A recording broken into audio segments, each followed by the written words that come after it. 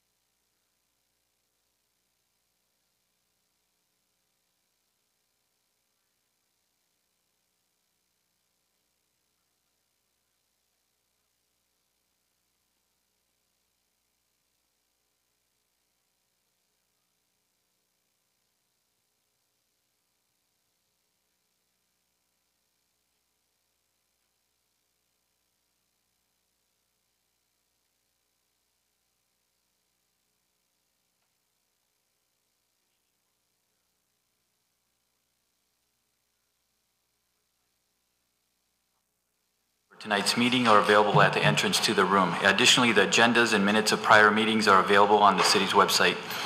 The meeting will be conducted in accordance with the agenda as presented or amended by the Planning Commission. The roles and responsibilities of the Planning Commission are outlined on the reverse side of tonight's agenda. State law establishes planning commissions. The commission is comprised of 9 members, all of whom have volunteered to serve.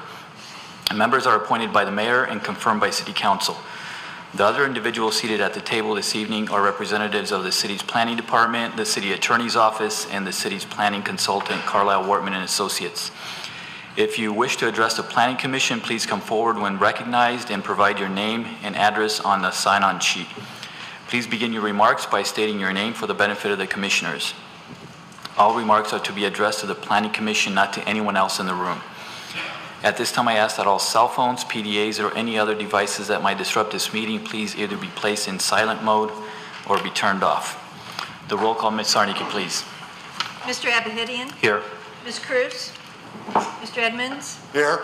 Mr. Faison? Here. Mr. Hudson? Here. Mr. Krent? Here. Ms. Koopa? Here. Mr. Zanzika? Mr. Tagle? Here. Ms. Howe? Here. Quorum present. Item number 2 on the agenda is approval of the agenda. Can I get a motion to approve the agenda, please? Mr. Tagle, and second by Mr. Faison. Yes, excuse me.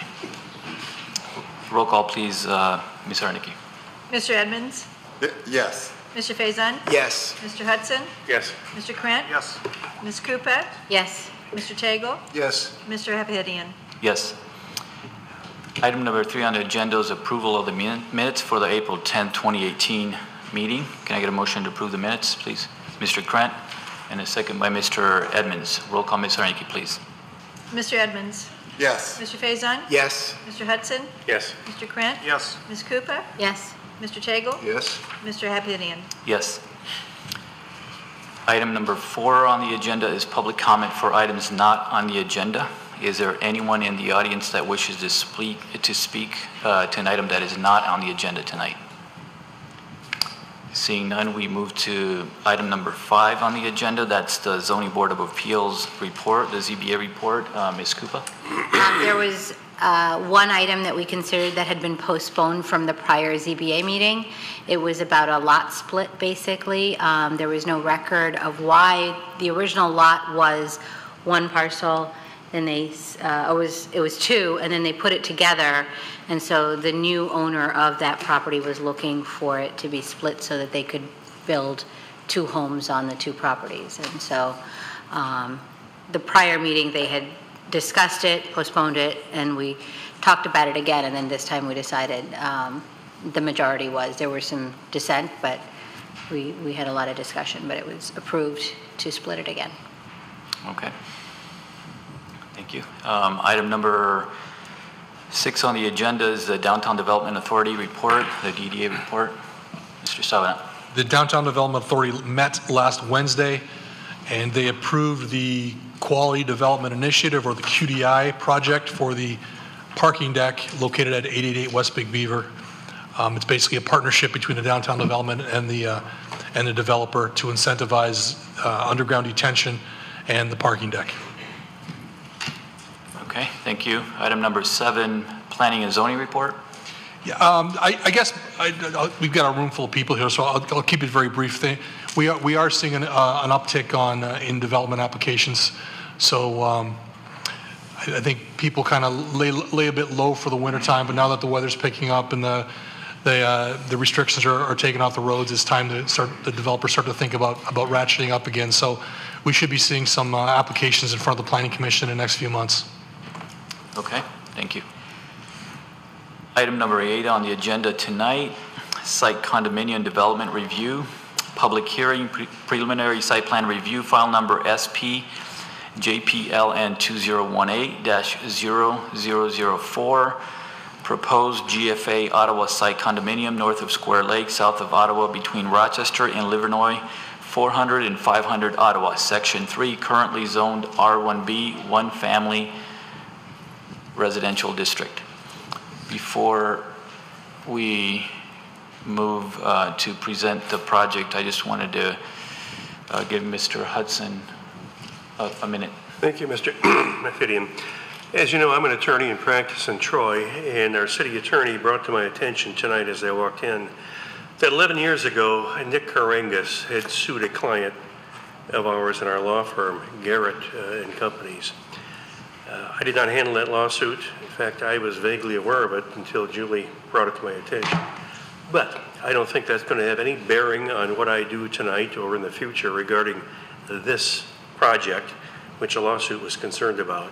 But if the commission feels that I should excuse myself from participation, I will abide by the majority. Okay, thank you, Mr. Hudson. I just wanted to get consensus from the commissioners to allow Mr. Hudson to participate at tonight's meeting, having no impact on the, yes, Mr. I think Edmonds. Mr. Hudson should be allowed to judge this independently, as he said he did. He's a man of his word. Okay, I agree. I agree. We get a consensus? I concur. Okay. Thank you. Sure. Then moving on with the presentation for the site plan review, Mr. Carla or Mr. Savana. So I'm going to start it off. As you're aware, Mr. Chairman, we started to incorporate PowerPoint presentations into our presentation to Planning Commission. It's an opportunity to educate residents, neighbors, to dive a little bit deeper than we typically do. Just zoning and development applications is not something that everyone's familiar with, so it's an opportunity to kind of start at the grassroots level and explain exactly what we're considering this evening. So we are here this evening for an application that was submitted and is being reviewed by the Planning Department and considered by the Planning Commission. It's for a one-family cluster option. I'll get into what a cluster option is in a minute. But I just wanted to, we forgot to add a slide for process. So next steps. So this evening, as a cluster development, the Planning Commission is a recommending body. So the role of the Planning Commission is to review the application and make a recommendation. It's not final action. That recommendation goes to the City Council. So this is a public hearing this evening. Everyone who wants to speak will be invited to the podium to speak. We'll take every comment, make a recommendation. Our recommendation this evening is postponing this item, but we'll see what the Planning Commission does. Once they make a recommendation this evening or at a future meeting, it will go before the City Council at another public hearing. So you have another opportunity in front of the City Council to voice your opinion at a public hearing, and City Council has the authority to approve or deny the application. So just want to make sure everyone's on the same page as we move forward. You have another opportunity to speak in front of City Council for this item. So some of you are probably wondering, what is a cluster development? So a cluster development, it's a zoning concept that involves grouping or clustering homes within a development so that the remaining land on the site can be preserved as open space.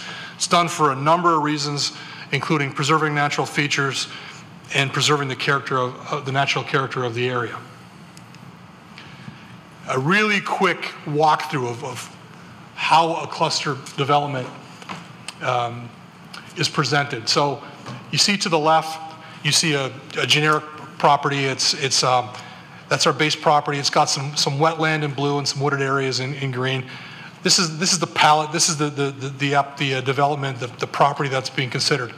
So the first step in the process is for the developer to prepare what's known as a parallel plan. What a parallel plan does is it applies the minimum lot sizes for the zoning district, and it's a theoretical layout of what the maximum lot yield could be for a property. So this is the most lots they could get under conventional zoning. In this made-up example, applying the underlying zoning district of 10,500 square feet with sewer, it yields 60 units. Okay, so that's the number that the developer works with. In this instance, we'll get into it. For the property that we're talking about tonight, the parallel plan yields 13, but for this example, it's 60. To the right, with a cluster development, in order to qualify for cluster development, one has to preserve at least 20% open space. And by preserving 20% open space, you can pick up a 20% density bonus, so 20% more lots. So in this example, you see that there's been 20% open space preserved, and they've yielded 20% more lots, so 72 units. So, but you also notice that there's open space preserved near the entrance of the development. So that's the theory. Is it's a way of incentivizing development, so there's more open space to be a better neighbor for the area, but the incentive is to get more units for the developer. So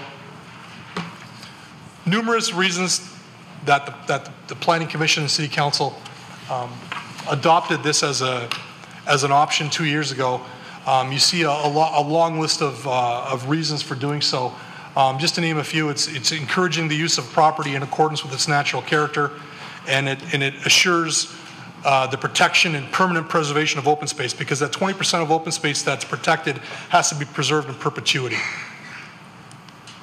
So now we're gonna dive a little bit deeper into the actual application. Thank you, Director Salvadon. Thank you, and good evening to the Planning Commission. I did provide a report in your packet. And I'm going to briefly highlight my report through the PowerPoint. The application before us tonight is a single-family cluster development. It's on approximately 6.8 acres of area off of Ottawa. The site is encumbered with numerous tree cover, and there are 2 existing homes on the site, one on the large parcel and then one on the parcel that is being used for future access. The site is zoned R1B, and it is surrounded by R1B and single-family homes in all directions. The applicant proposes to do a cluster development. The yellow line shown on the screen indicates the point of access. There is a house on that parcel. That house will be removed as part of this development, and the house on the property itself, which is located in the corner of the site, that house will also be removed. The applicant is proposing public roads throughout the entirety of the development. As Director Savant noted, we do require a parallel plan to initiate what the base number of units would be. Under an R1B, the applicant would be allowed 13 units by right. I want to note that there's been some confusion with the term site condominium. When the legislature adopted that term, they didn't do us any favors. It is not a condominium in the true sense of what most people think is a condominium. It is single-family lots that look very similar or exactly the same as they would as a subdivision. Condominium is a form of ownership, not a form of development. So it is single-family lots, single-family homes that will be detached, and they're not your typical what people think of as a condominium. So I just want everyone to be clear as what this is before us tonight. So under a parallel plan, the applicant could get 13 units. This would conform to all the R1B requirements. I want to note that in this, the common space for the development would only be used for detention located on the north side of the property, and this would be essentially what we call lot line to lot line development. The rear property lines in the new development would back up to the rear property lines of existing development, and vice versa except for the detention. So again, there is no protection of open space here, and there's no protection of any natural resources. What the applicant has proposed is a cluster development. By doing a cluster development, the applicant is proposing to increase the base density from from 13 units to 16 units. The applicant is able to get those 3 extra units by providing 30% common open space. As you can see in the green, that's what we are dictating as common open space. That basically is a collar around the entire property, and we note that the collar does narrow to 20 feet in width along the south end of the property line. 13 of the units are approximately 7,700 square feet, and the remaining 3, which is 16, 1 and 2, are ranged between 8,200 all the way up to 15,000 square feet for the number 16. The minimum lot size for the R1B is 10,500, but through a cluster you can reduce the lot size in order to provide additional open space. When reviewing a cluster, there are 3 requirements, or one of 3 requirements are needed to be met for a cluster. The first is the applicant is required to provide significant natural features, or they are required to provide recreation facilities, or thirdly, they are required to preserve common open space or the creation of natural features. As part of the review of this application, the Planning Commission is to consider the layout and make a recommendation to the Planning Commission that it meets both the intent as well as the standards for cluster provisions. And the applicant has creatively designed the site to either preserve significant natural resources or provide quality open space, and I'll talk about that here in a second. In regards to tree preservation, it might be a little hard here to see, but the areas I've outlined in green are the areas where the applicant is proposing to preserve trees. All other trees within that site will be removed. We do note that there are a number of trees on this site. However, most of the trees are of poor quality or invasive species. Based on our tree mitigation requirements, the applicant has identified 20 landmark trees and 44 woodland trees. Landmark trees are identified as trees that meet a certain species size and quality, and so it has to meet some thresholds in order to be qualified as a landmark. And woodland trees are groupings of trees of large enough size on the property. Based on the number of landmark and woodland trees, the applicant is proposing to remove 16 landmark trees and preserve 4, remove 31 woodland trees and preserve 13. Again, all the tree preservation is going to be located within these kind of a green finger-shaped diagram on the screen. The applicant has not preserved enough trees to not have to provide mitigation, so as a result, they are required to provide 61 inches of additional mitigation, and that equates to approximately 25 extra trees in addition to the trees that are required as part of a normal site plan process.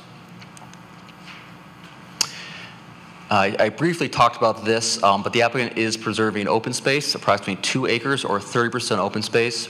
Again, this is common open space around the perimeter of the site. We do know, we can kind of see underneath it where the areas where they are preserving trees underneath the open space. Again, the area where there's a significant amount of trees in the center of the site, those will be lost as part of this development. We find that the open space provided is limited in depth and size, is difficult to access, and does not preserve the site's most valuable resources. We do note that the area of preservation which the applicant is proposing is around the perimeter of the site, which is often the most devoid area of tree cover as part of the site's features. In addition to tree mitigation, which is approximately 61 inches of trees, the applicant is preserving 4 landmark trees and 13 woodland trees. Again, those are located in these green areas of preservation. And to supplement that, they are also adding street trees, which are the trees located along, located along the street.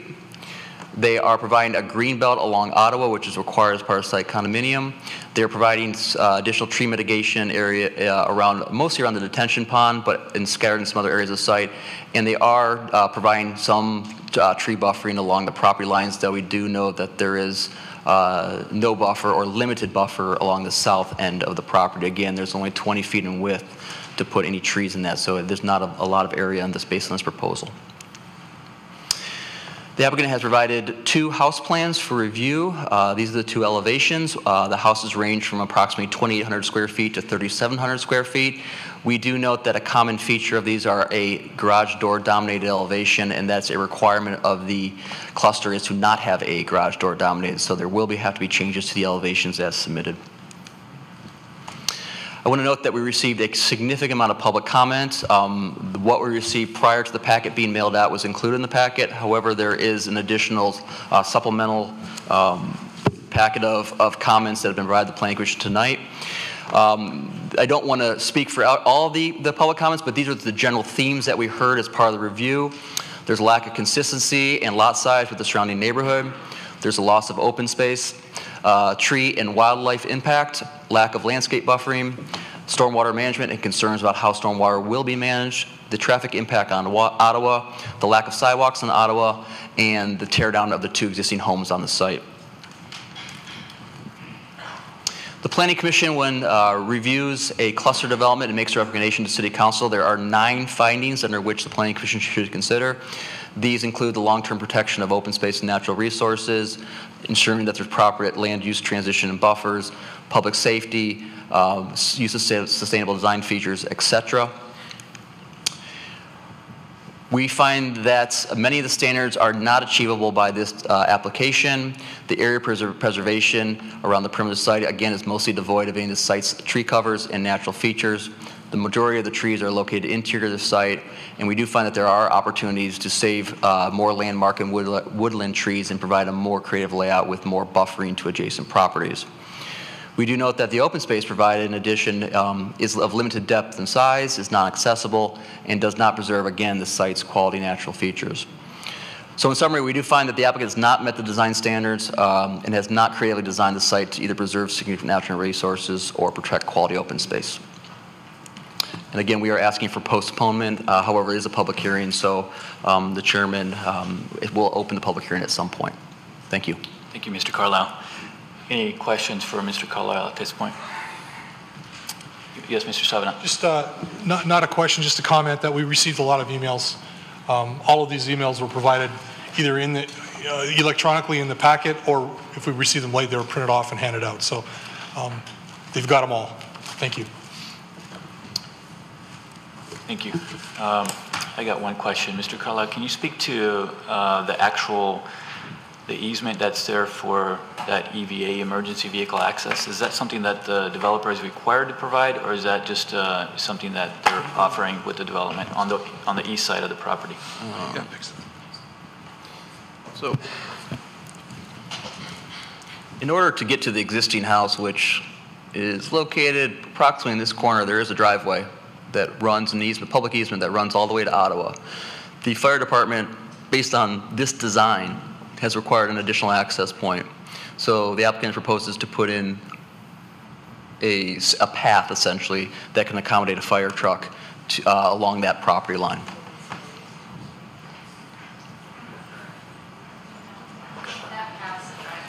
Okay, thank you. Again, it will require to be improved to accommodate a fire truck if this proposal is approved. Thank you. Any questions, any additional questions from Mr. Carlisle?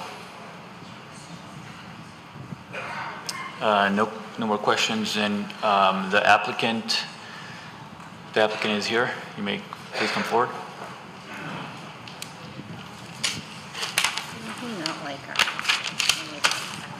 Good evening. My name is Gary Abafera, and I'm bringing this proposal to you. And I'm here today to answer any questions you might have for me. I think Ben and Brett did You a... have to raise your voice, they can't hear you.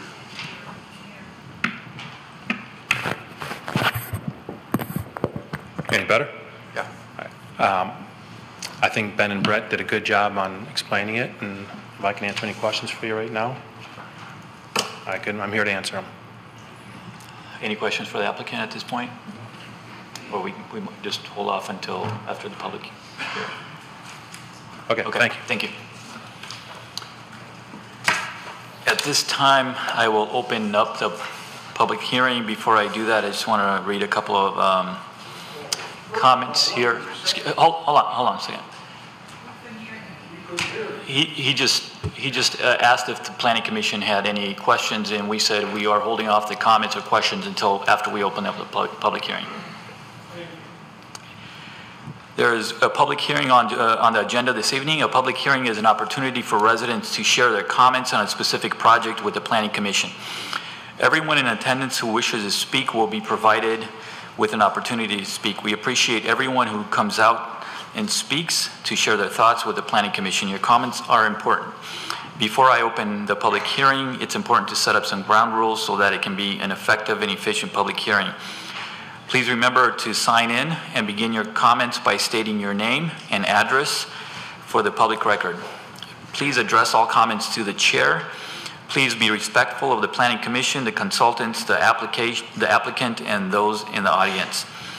Please limit your comments to 3 minutes. The timer in the front will have the yellow light turn on when you have 1 minute left. When the red light comes on, it indicates that your time is up. This is an opportunity for residents to provide comment.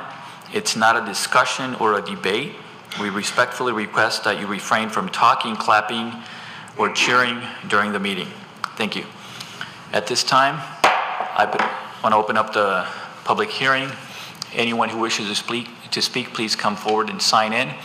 If you have done so, you can speak at any time. In no specific order, you can come up and speak it. Hello, my name is Benjamin Blazak. I live at 761 Ottawa. I'm here basically worried about the problems of flooding. There is 2 creeks there. One, which is basically a floodway, an A1 100 floodway, which is the worst you could have. And there's also happens to be 2 valleys that do not show up on topographical things, which surprises me. There's a lot of flooding problems in that neighborhood. There always has been. As a matter of fact, there's 3 houses that have just been flooded in the basements on the north side recently. When I say recently, within the last 2 weeks. And there's a few other things, sorry. I had some surgery recently, having a hard time. Basically, I'll make it as quick as possible. Location, Wind Valley Crossing, end of Oakland Avenue, not on a topo map. Pictured storm, I have actually a picture of stormwater coming out of the grate on the north side of the valley, on the east side valley, which is the access for the emergency vehicles. Literally coming out and flooding, and that's went downstream, and unfortunately 3 houses got flooded in their basements. An 1872 map depicts it as a creek. However, there's 2 creeks there. They say it's a drain. It's actually a creek. FEMA says it's an AE 100 with a floodway, which means it's got to be protected. There's a second creek that doesn't even show up on the FEMA maps, which surprises me. If then that occurs, and it has occurred, when I bought the house, my house was built in 1951. I couldn't figure out why it was filled in on original picture, and the older people told me that what had happened was there was 3 feet of water going down the center of the street. So people that had the older houses backfilled, I mean, my house is backfilled a lot. And then they put wells in around the windows. Well, there is so much water in that neighborhood that there's actually crawfish comes up in my yard. I mean, and the valleys and the Second Creek, if you go back there when it rains, the ground rumbles. And that would be on the south side. If that creek ever, and it actually drains off of that 6.88 acres. And with the way the weather's being, it's getting worse. There's actually people, well, one person I talked to, that has a bridge to go over to meet the neighbors behind, downstream from that property, and the bridge floated. First time it's floated. Thank you. Okay, I'm done with my 3 minutes. Thank you.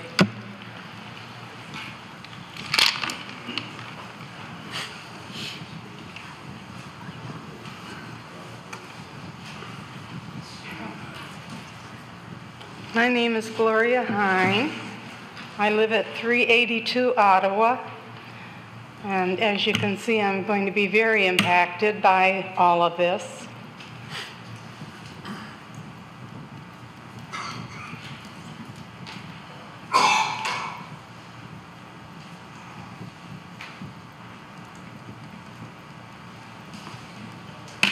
I have some pictures from the last rain we had, and like I have a lawn service to trim my lawn. He can't even begin to get back there. And what's going to happen when they put this new development in? I mean, and where is the road going to go? Is it going to be right next to my property? Or is there going to be something to stop some of that? I mean, as it is right now, Donaldson Street would go right up my driveway, and then I'm fighting with Ottawa, and now you're going to put another road in. How is that going to happen? I mean, I've been there 48 years, and I mean, if it could work, I'd be okay with it, but I just don't see how it's going to work. So I really have a lot of concerns. Okay? And if anyone would like to see the pictures. Would you like to submit those for the record? Yes. Okay. You're not going to get them back, if that's okay. You can have them, Okay. but you can see what I'm dealing with. Could you speak in the microphone, please? Yeah, I mean, I'm very worried. Right now, there is a fence next to the home you're going to tear down. And, okay, so is the road going to be right next to my property? And where is anyone going to park when they come to visit me? Because I will have no place for anyone to park. So that's a concern of mine. And the map that I've seen, even with a magnifying glass, I just am not reading it very clear. So I wish that I could see more what you're proposing to do, that I could understand. I mean, I live there alone now. I lost my husband 20 years ago. And so I have to make all the decisions for me, myself. And I just would like to be sure that you're not going to take my life away. Okay, thank you. Thank you. Mr. Chairman? Yes. While the next person is signing in, just for those of you who are having challenges reading the site plan, we have 24 by 36 sheets that are printed off that people can come to City Hall and look at. We can email a PDF that someone at home can zoom and look and magnify if they want. If they need assistance, they can come to the planning department, make an appointment. We can sit down, look at a big screen and zoom. Our goal is to try to make this information accessible to people. We are transparent. If anyone wants to come and look at the file, come to the Planning Commission counter. I know some of you have. I'll hand you the plan. You can go drink a coffee around the corner, or I've met with some of you to talk about it. I mean, one of our jobs at the planning department is to keep people informed, and we're happy to do that. So if we can help you, we will. Thank you. Thank you. My name is Mitch Mountain. I live right next to Ms. Kay, so kind of behind group number 16. And to point on to what Ms. Kay was talking about, those photos, I also have video I can submit later, but basically along all of our yards is when it rains, is a river. I mean, you can see it flowing through all of our backyards and goes directly towards group 1. Between 1 and 16, the water flows, that's the direction. So if you come in those woods, which I go with my kids a lot, you have to wear muck boots because it's constantly full of water. That's through the summer. That's not just during the rainy time. So there's a lot of water there. So I think a big concern would be flooding just because of our backyards. We're right next to them. If you're going to have to raise that ground up when you develop, I don't know. I mean, obviously you probably have plans, so I'm not thinking you don't. But to just take into consideration, if you're raising the houses up, because they're going to have to be, otherwise they're going to be sinking down, our yards will basically become a reservoir. You'll have a second detention pond, that'll basically come up to our houses where we have walkout basements. So the water's going to come right in if there's not a plan put in effect there. Our sump pumps do run constantly. Our neighbors just burned out too the other day. The other concern for me, I have 3 little kids, and right now, just with the lack of sidewalks in Troy, we can't stand outside. I have a little 20-month-old. We can't stand outside without having to constantly be running in front of him, guarding him from running into the streets. And this picture doesn't do it great, especially because my house is gone, the way they set up the map. My house is angled directly. We look right at the road now, if the road goes in the back. So I will now be surrounded almost on 3 sides. So now I'll have a road in the front, road in the side, now on the road in the back. So now I have to worry about the only place we actually have a safe haven is our backyard for our children to play, and all the neighborhood kids come over. And now we have to worry about safety in the back. So now we have more streets. So, we moved to Troy because we loved it. We bought here because we had big lots and a wooded area. And that was the way the city had the plat put out, the map. Originally that's how the houses were designed. So I'm not against them building. I mean, I know you have to make a living. I have nothing against that. But just the road access, if they could figure out a different way to come in, and figure that out, that would be my biggest concern. So. Thank you. Hi, my name is Marcia Bossenberger. I'm 369 Ottawa. I live across the street from Mitch, who was just speaking. My concerns are Mitch's house is 374, Kay's is 382. So now you're putting a road on 400, and when you looked at the plans, the sidewalk and the road go right along Kay's driveway. So I'm not quite sure how the builder is planning on dragging out all of that material. Is he going to be dragging all through that one road, or is he planning on using the emergency access, which is a driveway, which that driveway has also gone under 2 lawsuits to protect it from becoming a road. And I don't know if the residents of 480 are here or not. I know Jim is not able to be here to talk about the easement and his access, but right now it's a proposed emergency access, which I don't know how that is going to interfere with people walking in the neighborhood. Now 480 and 536 are all going to have people walking down to access their neighborhood, and so their backyards are not going to be private anymore. Because as of right now, it was just one home that lived behind them. Now they're going to have 16 homes, and now they're going to have people either bike riding down their emergency access path or, and also at 400 Ottawa.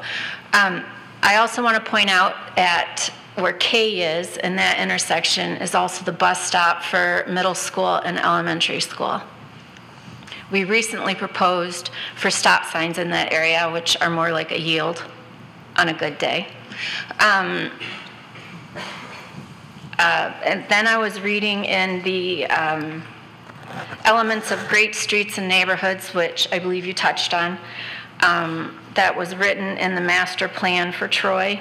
One of them is connect smoothly. This does not connect smoothly to the neighborhood. It encourages social interaction. I believe this is just sticking a neighborhood in the middle of nowhere that you don't access. There's no proper access to it. It's not leading to a park. There's you walk down it and you walk right back out. the scale and architecture of the homes. All the houses on Ottawa are about a 2,000 square foot ranch. These are proposed with 3,500 square feet, 4,000. I'm not quite sure. Up to there, but this is a community where it's a retirement community. People want these lots because, as you can see, everyone has a large garage to do their hobbies in. I personally, 6 acres of land, I'd like to see 6 houses and encourage what the community is right now. And I think that's it. Thank you. Oh, sorry. This is, I'm going to give this, I'm sure you have access to this, but on the wetlands map viewer, this is 400 Ottawa, and it's highlighted as that whole property area is hydrid soil, which is really bad to build on. Thank you.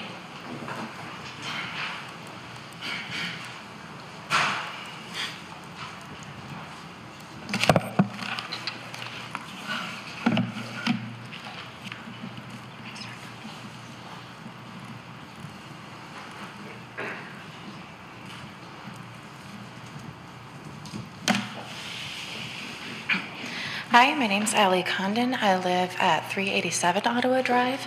So I'm next to Marcia. I'm across the street from Mitch. Kay is kitty corner to me. I'm also the granddaughter of Robert Schultz Jr. of 365 East Square Lake Road, which if you go south on the map, you can actually see the back end of his lot connecting to the 6 acres. Part of the reason that he bought that lot from my great aunt Myrtle back when Square Lake Road was gravel that got sprayed with oil once a year was because it had a natural aquifer well on it that actually had water that sprung up from the ground.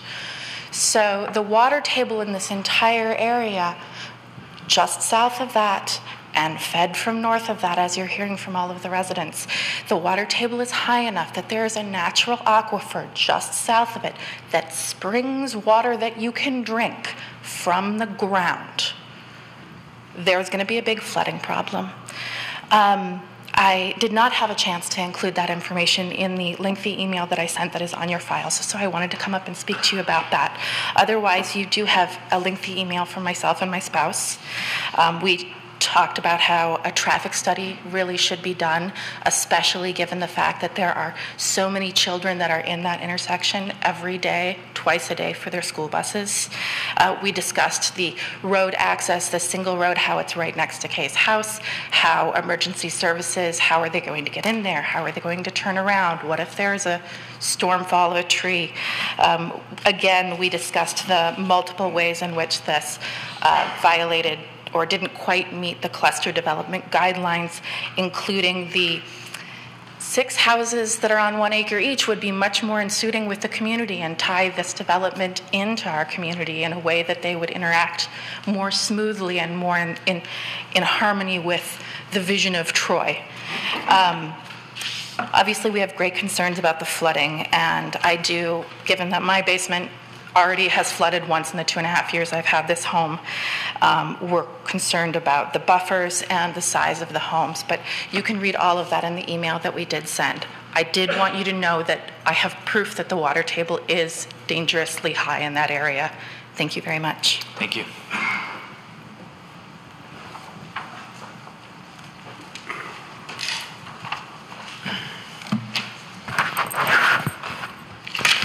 Good evening. My name is Dave Sickenetter. I am a resident at 335 Ottawa, which is directly across from the proposed planned project. And I really, after hearing a lot of the comments tonight, just want to kind of take a step back and really speak to the PUD process and the application process for where we are today or where we're planning or where this is planning to go. And simply state, we've been in this location now only for about a year, so we're kind of the newbies in the neighborhood. But further researching the process of Troy and a PUD, it states in step 1 that you have to, in the conceptual planning of this project, that there should be some informal communication or offer of communication from the applicant to the residents in the area for feedback regarding the project. And in surveying the residents in the area, we have found there was very little effort made on that behalf to ensure us or to give us some insight prior to this meeting tonight, which we feel is a little bit of a shortcut through the process. Secondly, speaking to Mitch's comment regarding the children in the area, and Marcia mentioned it is a senior, I don't want to say a senior, but it is a well-established neighborhood, which is wonderful. People that have been there, we've been amazed by the 20 and 30 and 40 and 50 years residents in those areas. But at the same time, we've noticed a lot of young families coming into the area. Last count, in general, there is roughly about 50 children within a block's radius of this new area. Driving to work in the morning down Ottawa towards Rochester Road, there is no bus stops. There are no methods for children at 6:30 in the morning in the complete dark to be protected other than standing off into the culvert area or the gully of the road or standing on the road.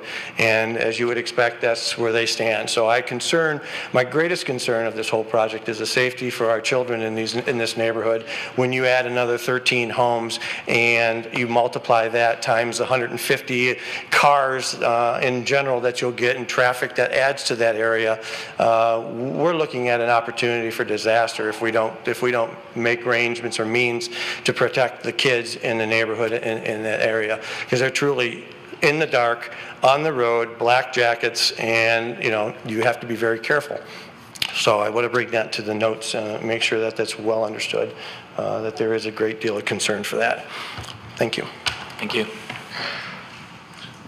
Mr. Chairman, just to clarify one point, the zoning ordinance is a 350-page document. It's full of a lot of confusing terminologies. I just wanted to clarify for the record that this is not a PUD or a planned unit development. It's a cluster development. I can see why that document confuses people, but I just wanted to state that it's not a PUD. It is a cluster development. Okay. Right. Thank you. Thank you for the clarification. Was it fair to say there should be some type of informal method or communication to that neighborhood, though? We're not taking questions right now, but you'll have another opportunity to speak at the end of the meeting. We'll give another chance if you'd like to. Thank you. Appreciate it. Sure.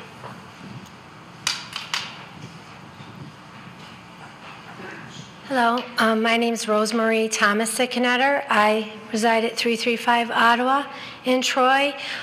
Just to make a note, too, that this preliminary plan that was put in is listing our street as being Donaldson, and it is Ottawa that goes around the curve that connects to Booth, that connects to Livernois. So besides the traffic issues that were talked about tonight and the safety issues and the proposal of adding this proposed plan in an existing neighborhood with the tearing down of a single-family home that's zoned R1B, that seems to be the main point of contention for everyone in our neighborhood as to why a home can be torn down and a road put in its place. And then to have the proposed development plopped in the middle of an existing neighborhood of single-family homes on large lots. So the main concern is setting this kind of precedent in our neighborhood that we had just moved into, that we chose this neighborhood because of the natural beauty, because of the large lots with these single-family homes, that this is going to set a precedent. What's going to stop my neighbor 2 doors down from that house being torn down and 6 houses being built in the place of that home? So that's our worry. I would think, and I know you're not taking questions now, but I would think that the tearing down of an existing house to put a road in its place has to be rezoned, or a variance needs to be asked about, because then you're putting the houses on either side of 400. 382 and 440, you're turning those into cornered lots. You're changing the property values of those homes. The traffic of getting to that proposed development, that's going to change the look and feel of our neighborhood, which could change the property values of the rest of the homes in the neighborhood. So that's what I think it boils down to, is what's going to prevent that from happening, setting that precedence. We're grateful that you've postponed to make a decision on this, but what's going to stop this from being brought up before the Planning Commission again? Because we have a lot of neighbors in our neighborhood, on Ottawa, on Donaldson, on Square Lake, that are adamantly opposed to the idea of this project, and we will come to every meeting, and we will write letters, and we will stand up and speak at every meeting in opposition to this if it ever gets past this and goes to the city council. Just to let you all know, and I'm sure it's obvious tonight, and I thank all our neighbors here tonight for attending, that this will be fought against every step of the way. Thank you. Thank you.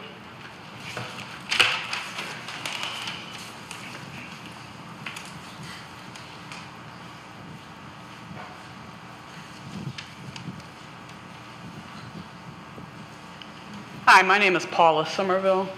I live at 54 Booth. So you've heard from a lot of neighbors that live near the site. I'm at the other end. I'm right off of Livernois. And there's already a lot of traffic because coming in from Livernois, I'm the first house on Livernois. And so cars can either go all the way down Booth, a half mile to Montclair, or they can turn and go into Ottawa.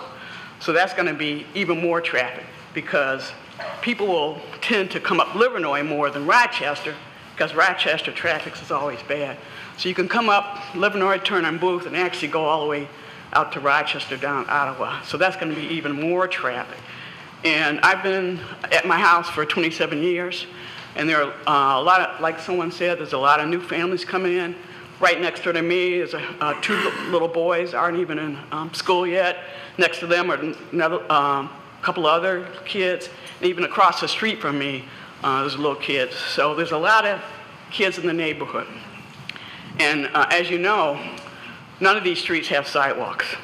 And I do a lot of walking. I know some people probably see me walking my dogs. And so you're talking about additional traffic with no sidewalks. So it's going to make it much more dangerous, not only for the little kids, but for people like me who like to walk a lot. So to me, it really doesn't make sense to put in a street in the middle of an established neighborhood. That, to me, makes no sense. You're adding traffic.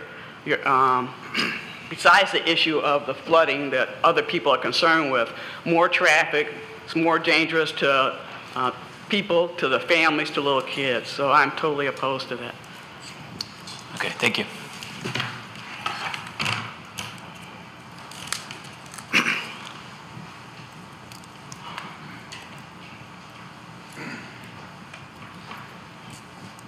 My name is Darren Plasto. I live at 411 East Square Lake. I'm on the south side of this property, and I'm going to beat the stormwater management horse to death here. All along the south side, there's a low spot. One time, probably in the 60s or earlier, it was a ditch or something. But every time there's a hard rain, it fills up, and that property essentially drains along my fence line. Right now, it's all undeveloped. It holds that water, the majority of the water. Evaporates, sinks, whatever it does. You put 16 homes in there and they don't pay a lot of attention to where this water is going to go, I'm going to get drowned. And I'm just going to take, I don't know how much of the water I'm going to take, but I'm going to take a lot of the water. And the property, I've got Gibson Drain in front of me, that's why it's going past my house. But 405 East Square Lake, every time it rains, they get like a 80-foot pond, which takes days to drain from that property. I know there's a detention pond up front, but I don't know where that water is going to go, if that whole 6 acres is going to be angled towards that detention pond. But a lot of attention would have to be put into stormwater management. That's all I got. Thank you.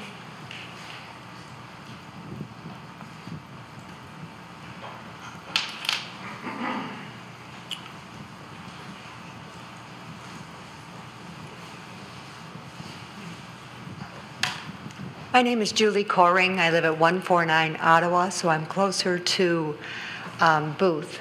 I am also an avid dog walker, and I've lived in the neighborhood for 24 years. I have seen the amount of kids that are, I'm outside almost all the time, and I see the amount of kids that are out in the streets.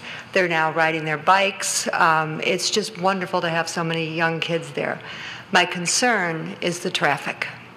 My concern is, which hasn't been mentioned here, speaking-wise, are the animals that will be. We already have a lot of wildlife that are just, and the skunks that end up in my yard with my dog. Whatever it might be. But I'm concerned about that issue as well, because of all of this natural land that's going to be taken down. And mostly I'm concerned about the traffic. Getting out on Rochester, getting out on Booth, and getting out on Livernois. It's not easy now. It certainly will not be easy when we have 16 more homes. Thank you. Thank you.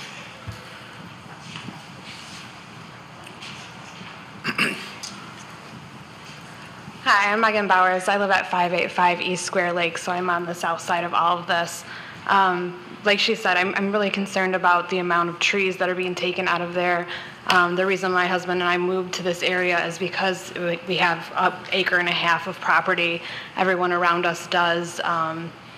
Like everybody has said here, you know, putting 16 houses in such a small area, it just doesn't go with the community that all of us want to live in. We all want to be outside with our animals and our children, you know, enjoying ourselves, being like,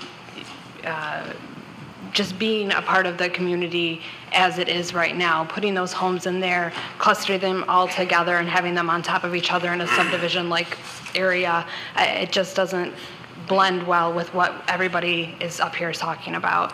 As far as, you know, our backyard goes, I know our neighbors feed the deer that come through. You know, I love to look out my window and see them in the backyard. I wonder where they're going to live with all those trees going down, because, you know, they've always lived there. We have a bunch of animals that come through. We have a bunch of birds and everything. I don't know if there's any wild or, you know, plant life back there that is endangered or not, but I wonder if that's something that's been looked into as far as, you know, tearing that down and having that go missing. There's also a road that runs on the south side that has a few houses in it. I'm not sure that it's pictured here, but I think in the future they would try to make that road connect to these cluster homes, and then that would cause a lot more traffic coming out of on the south side onto Square Lake, and I don't think that that would blend well either. I respect everybody coming up here and talking about the traffic and the families living in the neighborhood and off of Ottawa. The flooding is definitely a problem. Our backyard is always a mess in the springtime. It doesn't really get any better with the summertime. So I do have concerns about putting that many homes in there. Like these people have said, you know, are you going to raise it and then the water is going to come towards us or towards the people on Ottawa or on the other side? I just don't think that this plan was thought through very well. I know somebody mentioned having 6 homes instead of 16 homes, and I think that would work a lot better with what is already going on in our community. And that's it. Thank you. Thank you.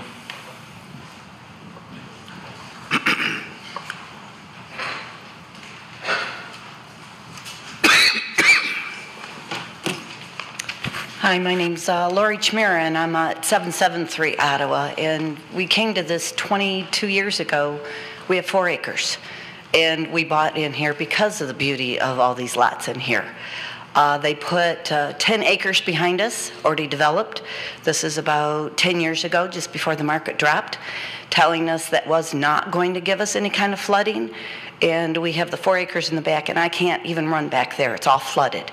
So for them saying it wasn't going to flood us, it has. So I'm concerned of the flooding, but I won't beat that to death because I think everybody has already tonight, so that's a concern. I'm concerned about the 2 people living right next door to that road. I'm not them, but I'd like to speak for them because that's going to devalue those two parcels.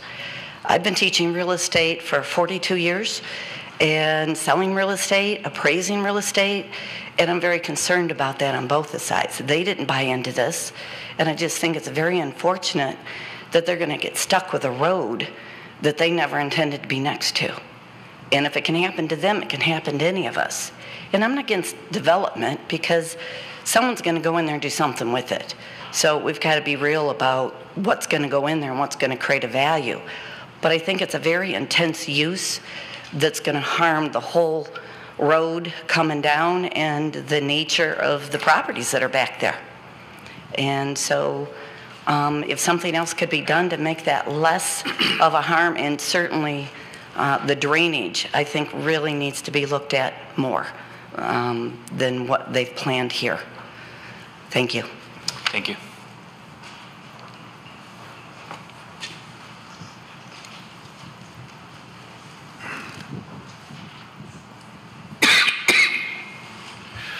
My name is Bill Williams. I live at 375 Lesdale, obviously not as impacted as many of the other residents who have come up to speak. I will reiterate a lot of the same concerns in regards to the traffic with the quarter-mile to half-mile blocks that we have on all of these streets. It does tend to increase speeds. I sit in my office on the upper floor of my tri-level looking out over Lesdale, and it is a regular occurrence to see vehicles flying down Lesdale, which has a stop sign flying down that area at 35 miles an hour, 35 to 40 miles an hour. It's and I know that Booth, Hearst, because there isn't a stop sign at I think it's Montclair. I can only imagine that those must be significantly worse than ours. One additional detail, obviously, in addition to the flooding that we've heard about, our neighborhood, for some reason, presumably due to the topography, seems to be unusually impacted by straight line winds. If you drive around the neighborhood, you will see any number of pine trees in particular that have been snapped off about halfway up their up the trunk. It goes up like this and then it just stops instead of continuing on. We've been in our house for 12 years now, and it seems like every other year or so we have a blast of straight line winds that comes through, topples 7 or 8 trees in the neighborhood and shears off several more. I would have to suspect that the removal of a significant number of trees would only exacerbate that issue in that particular area. So, thank you. Thank you.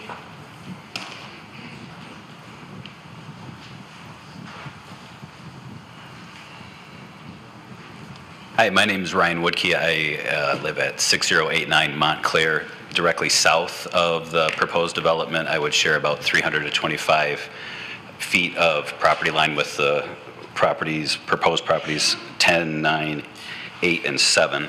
And I just wanted to reiterate the concern for the water distribution, because my yard is very wet on a consistent basis, and I cannot see how this would improve my water flow through my yard in a positive way.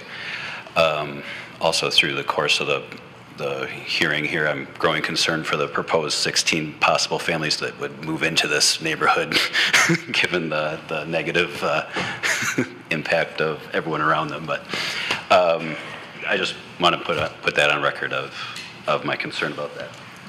Thank you.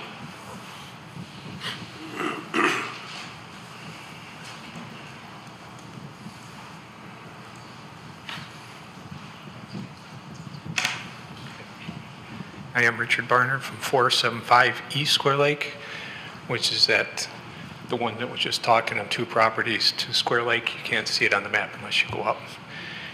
The one lady made a comment about that driveway coming up. That's not Montclair. That's actually a private driveway that comes off to those 2 properties. I just wanted to make that clear. Montclair is actually to the east of the properties, and the two properties to the east. Thank you.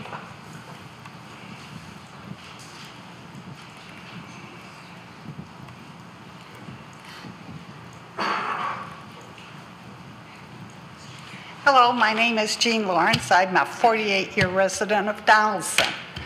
And I, too, am concerned about the traffic. And I was going to mention about the no sidewalks. I won't bore you with that.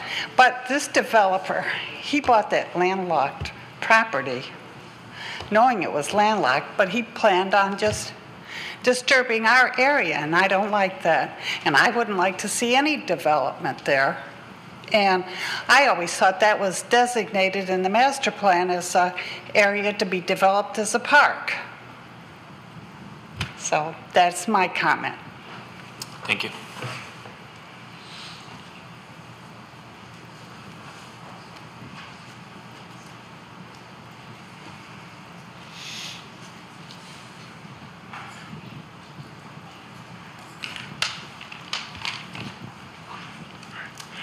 Good evening. My name is Douglas Avery. I live at 440 Ottawa. I have 2 points. My first concern is how are the garbage trucks going to collect the garbage out of those places? There is no turnaround. Are they going to back their trucks up? Just a question. My second is a point of information for everybody. It was Lisa Blankenship who owned the property. It was her intent to sell to an individual. She wanted to sell to an individual. She felt her house was a nice house, and she wanted to sell to a family or an individual. The purchaser of the development of the property, I feel, was rather deceptive in his purchase. It came down to an individual was bidding on the house, on the property, and a developer. And Lisa had directed her realtor that she wanted to sell to an individual.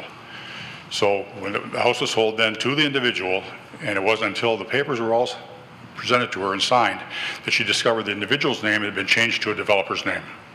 So he was misrepresenting himself. It might be legal, but it sure wasn't very ethical. Thank you. Thank you.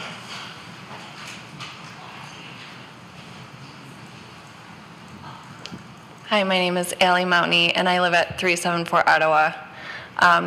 The water issue's been hit pretty hard, but I'll just be one more person that's concerned about water. Our crawl space is almost always wet. But my bigger concern is safety. I have 3 kids, and because we don't have any walkable parks, the street is the playground.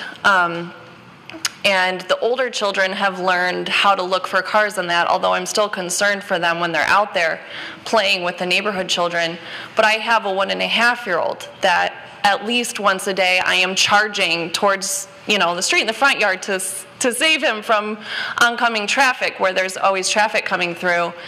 I'm really concerned about now having to, and when I want to save myself that trouble, I take him to the backyard, and now I feel I'm going to be doing the same thing in my backyard, charging, I don't know what the plans are, what kind of barrier they're presenting, but I am greatly concerned about that, so I just wanted to voice my concern. Thank you.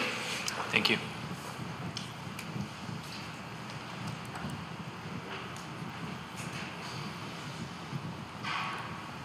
My name is Rosemary Halvis. I live at 219 Ottawa Drive, and I'm closer to Livernois than I am to Rochester. We've been in our neighborhood, in our home, for 45 years. I'm representing the whole entire neighborhood. Ottawa is a thoroughfare from Rochester Road to Livernois. I haven't heard anybody make any comments tonight about they have talked about the traffic, but they haven't talked about it extensively. Now, last year, we had a problem on Rochester Road where there was a lot of construction. They were bypassing onto Ottawa to Livernois. They were going a lot faster than we do in the neighborhood. So fast that we actually had patrol cars there. Everyone that's spoken tonight has talked about how the people, you have older people walking, you have younger people riding bikes, as they've said, you've had children coming out and from the neighborhood. When you get that many more cars, that's why we bought in our neighborhood, because it was quiet, secluded, and we moved there exactly why everyone else did, for that reason. So because we had to have a patrol car there for that purpose, it's going to be worse, and somebody's going to get hurt. And I hope everybody here that's listening will take that into deep consideration. Thank you. Thank you.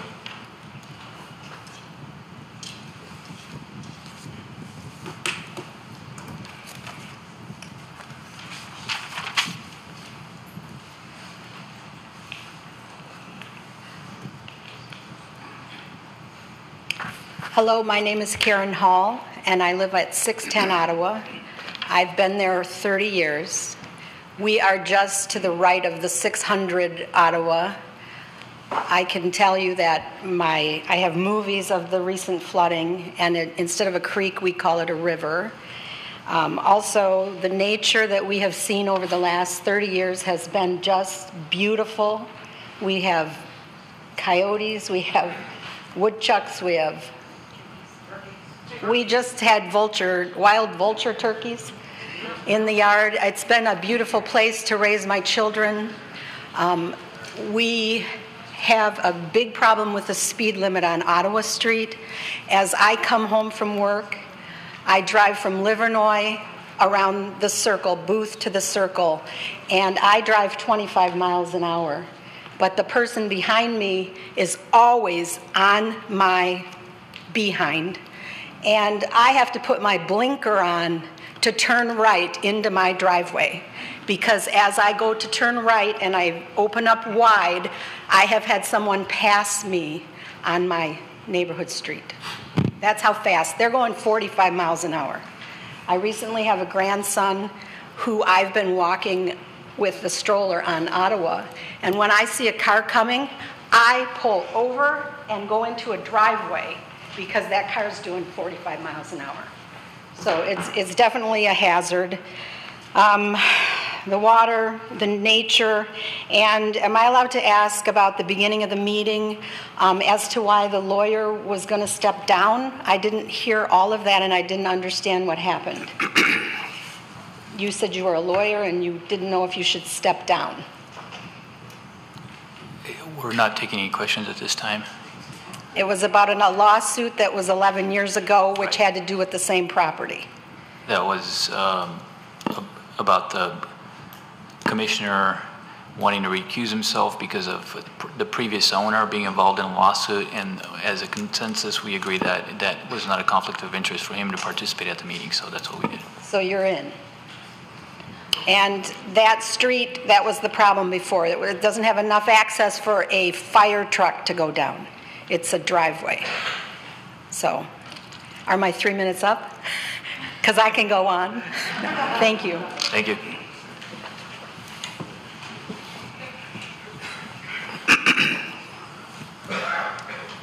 Hi, I'm Jill Kalidas at 480 Ottawa. So I'm the answer. My husband bought that property in 2007. We were just married 4 years ago. He was the one that the lawsuit was with in regards to turning the driveway, which was supposed to be an access just to 500 Ottawa, into a road. So at that time, it was declined. It was deemed that that road should, or that driveway should only be for that 500. He's out of town. He did submit a pretty lengthy email in regards to that easement, as well as our property. Besides the easement, with the retention pond would be sitting right behind our house, which we all, as everyone else, have a huge water issue.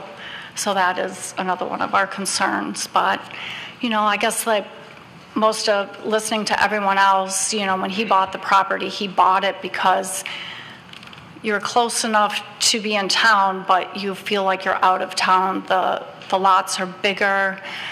We do see deer and, well, I don't like to see the coyotes, but the deer are good. The ducks, you know, that's why we're living in there. And so I know he had a lot of concerns, both about the previous lawsuit, and then now, you know, it's moved from us, but now I guess we're just feeling bad for the, you know, for the house where that road's going through, because it might not be going next to our house, but it's going next to someone else's. It's our neighbor. So, thank you. Thank you.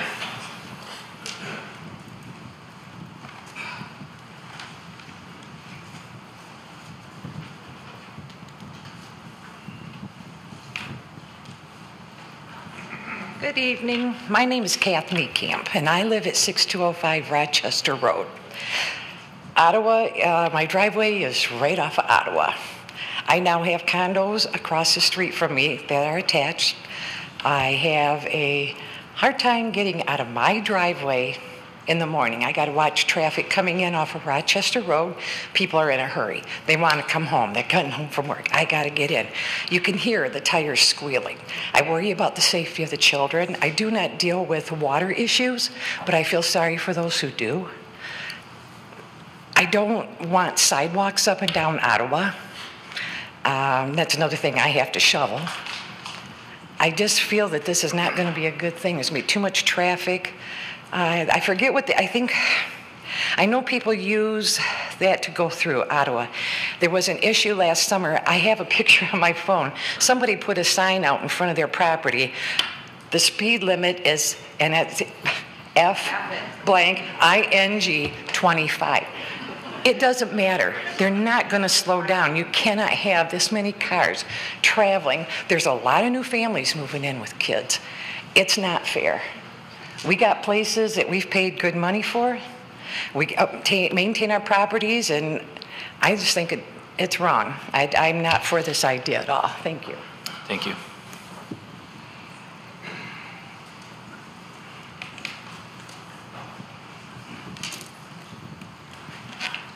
Hi, my name is John Spreitzer. I'm one of the newer families that moved into the area locally. I was actually just in front of you guys a few months ago building the garage. I'm on 565 Ottawa. I have 3 kids, 6, 8, and 10. And like they said, I grew up in Troy. Ottawa is kind of a pass-through to Livernois off Rochester. So it's absolutely ballistic most of the time, most of the day, tons of traffic.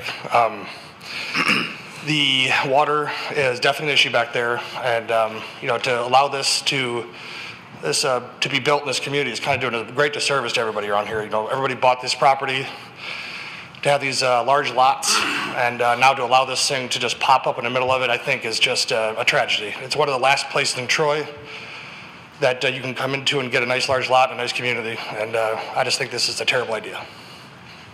Thank you.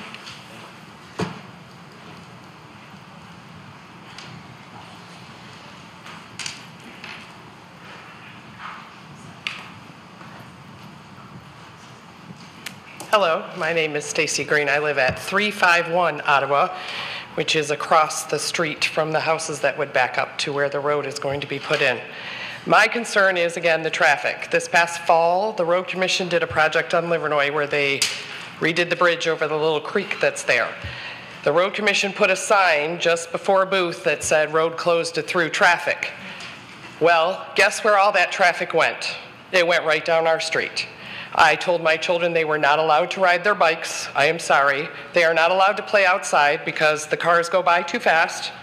And my concern is the placement of this road, where it is going to come out, it's right at a T intersection, and you're going to come out. People are coming from all different directions there.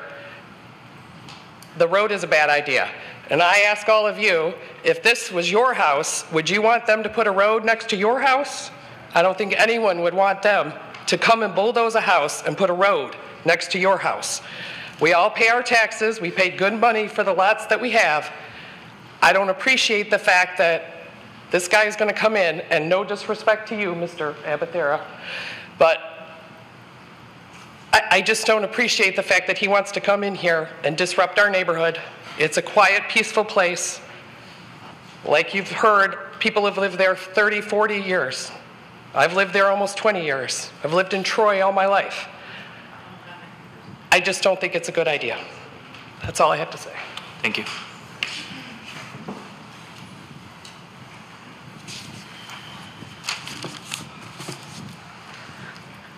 My name is Tara Walters. I live at 232 Booth Road, and I'm at the corner of Booth and Donaldson. And where they're going to develop the road will come and it curves, and I'm right at the curve, so a lot of times the traffic doesn't even, if I'm standing outside my house on Donaldson, I can't see the cars coming, and it's like a blind spot. I have 4 children. I'm a corner house. I got lots of kids coming to my house. I always get worried people speed down there because there's no stop sign at my side of Donaldson. And another thing, I moved from the east side to Troy because I felt like I was in the country. I wanted to feel like I was in the country, and yet I'm surrounded by the city. And having all these clusters of homes, all of a sudden, what happens when the next person who has a big lot decides to either retire or sell it? Is this going to happen more often? And is this whole area going to be developed into all these homes because we have big yards? My concern is that also that I came here for the beauty of the open space. I came from cluster homes and I didn't enjoy it, and all of a sudden we've been here 5 years and now I feel like, do we have to move again? I don't want to move again. I want to stay here in this farm atmosphere that I like. I like my neighbors having chickens. I like to see people having wildlife all around them. And my concern is that that's going to be gone, and also that the traffic is just going to be horrendous and my kids won't get to play outside. And that's what we moved from to get away from, and now I have to worry about that again. Thank you.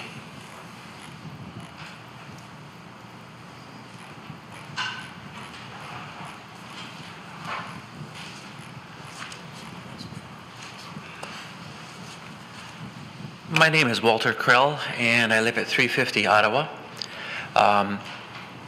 I've lived in Troy for 55 years, perhaps somewhat unique. My family has lived in Troy 70 years before that. So my family has lived here in Troy for a little over 125 years. We have certainly seen, our family, a tremendous amount of change in Troy. And one of my concerns, and I have many, is that this is development, but at what point does development begin to impact the quality of life of the residents of Troy? Our house used to be at 101 East Square Lake Road. 147-year-old house, historical home, was taken by eminent domain by the city of Troy and destroyed. And I hate to see the development, quote unquote, be something that causes the residents of Troy to lose their quality of life. And I think that's what this would do. And I have several specific concerns. My number one is safety. Safety is huge on Ottawa. 16 homes in that area will be 32 cars. 32 more cars in the morning, 32 more cars at night, 32 more cars going to or from wherever they need to be able to go, whether a shopping mall or wherever it is. The number of cars is enormous. In addition, the people, as other people have said before, we have no sidewalks on Ottawa. This is where kids play on Ottawa. They walk their dogs, they bicycle ride. This is their space, and I'm so concerned that that number of cars and vehicles traveling all over the speed limit is going to impact safety. In addition, it's a safety issue for the entire rest of the subdivision. For me, when I go down Ottawa and I want to turn left north onto Rochester Road, I can't. There's too much traffic. So what will these cars do? They're going to snake through the whole rest of the sub to be able to figure out a way to be able to get out and be able to head north eventually at some point. And I'm certainly concerned about that. Other items that have already been mentioned, I have issues of water in the back of my yard. I have concerns about the trees that were proposed. I'm sorry, putting in a 2.5-inch sapling tree is not going to be a mature tree for visual barrier for 25 more years. And if you want to be able to put in a visual barrier, put in something well, way more significant than that. I have other issues too, issues of lighting, which has not been mentioned by anybody else. But is this going to be lit up like a Christmas tree, like a Meijer parking lot? How are they going to handle that? And I'm concerned about that. I don't want my backyard to be lit up with street lights or whatever the other method may be. And if it is developed at some point, I'd like them to be able to be concerned about that as well. Let me see if my notes say anything else. I'm out of time, but thank you very much. Thank you.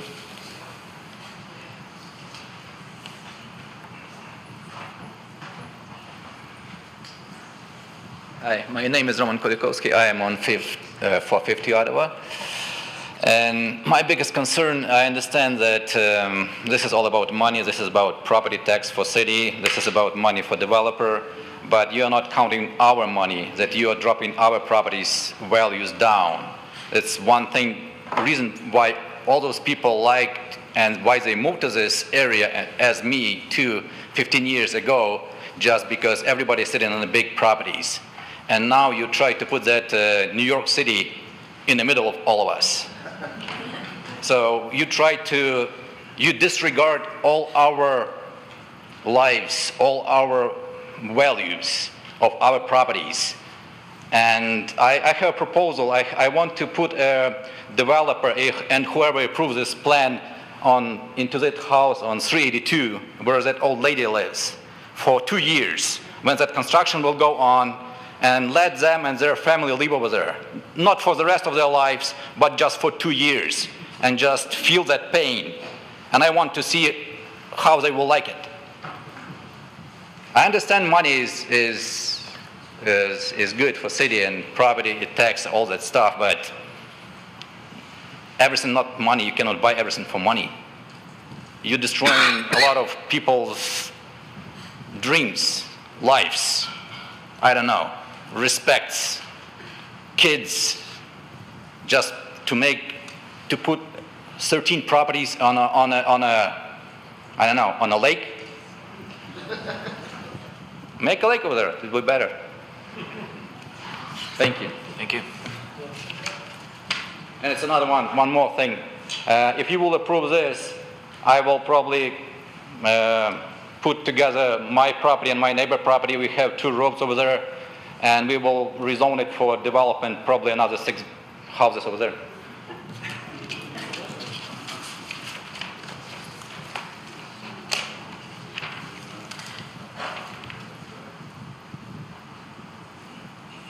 Hi, my name is Stacy Droptini, and I've lived in the neighborhood for almost 6 years.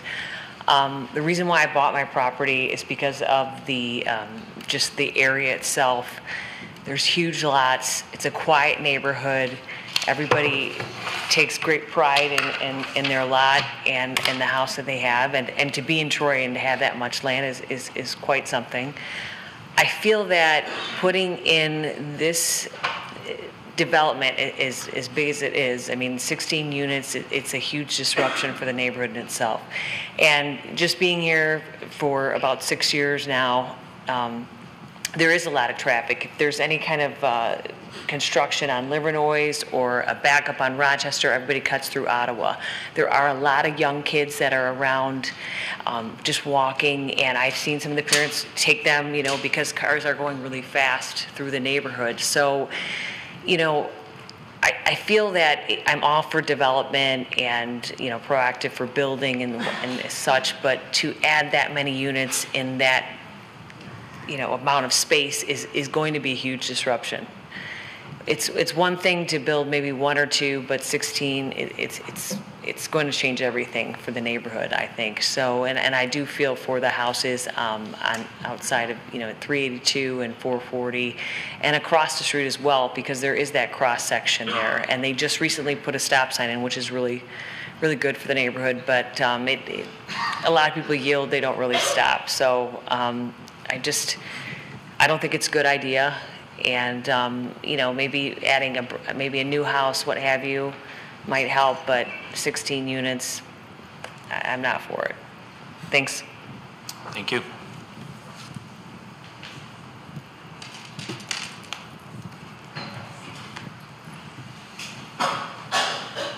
Hi, my name is Frank Schaller. I live at 362 Ottawa. We've been there for 34 years, and the reason we did move there is because of the big lots and everything. And another concern of mine is the utilities. Is there enough, gas, water, sewer lines going to support 16 more houses, or are all our sewers going to back up? Or are we going to have low water pressure?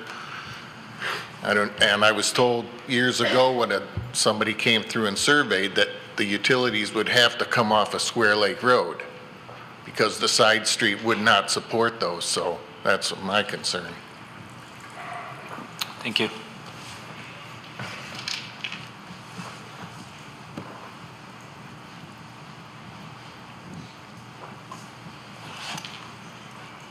Hi, my name is David Cole. I live at 211 Ottawa for the last 41 years.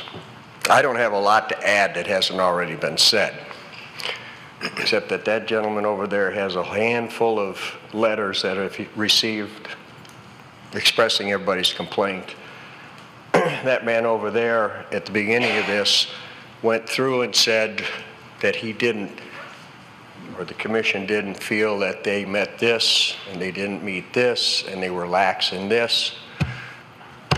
So my question is, why has this decision been postponed? Why hasn't it been rejected? It's time. Thank you.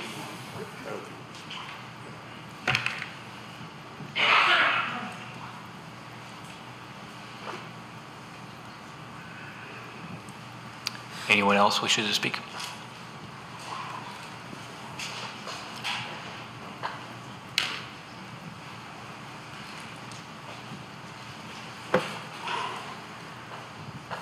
My name is David Byers, 232 Ottawa. We've been there 14 years, and I concur with many of our friends. My wife and I like to walk. We usually walk 3 to 4 miles through the neighborhoods almost every day. I want to share something that happened one day when we were walking, and we were in the newer subdivision on Peacock towards Rochester.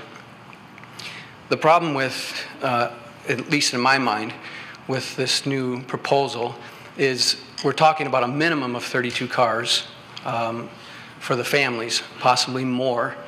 But my greater concern is not so much even the residents, but it's people visiting the residents.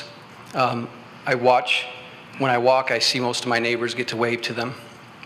And we all respect, as neighbors, we all respect the speed limit.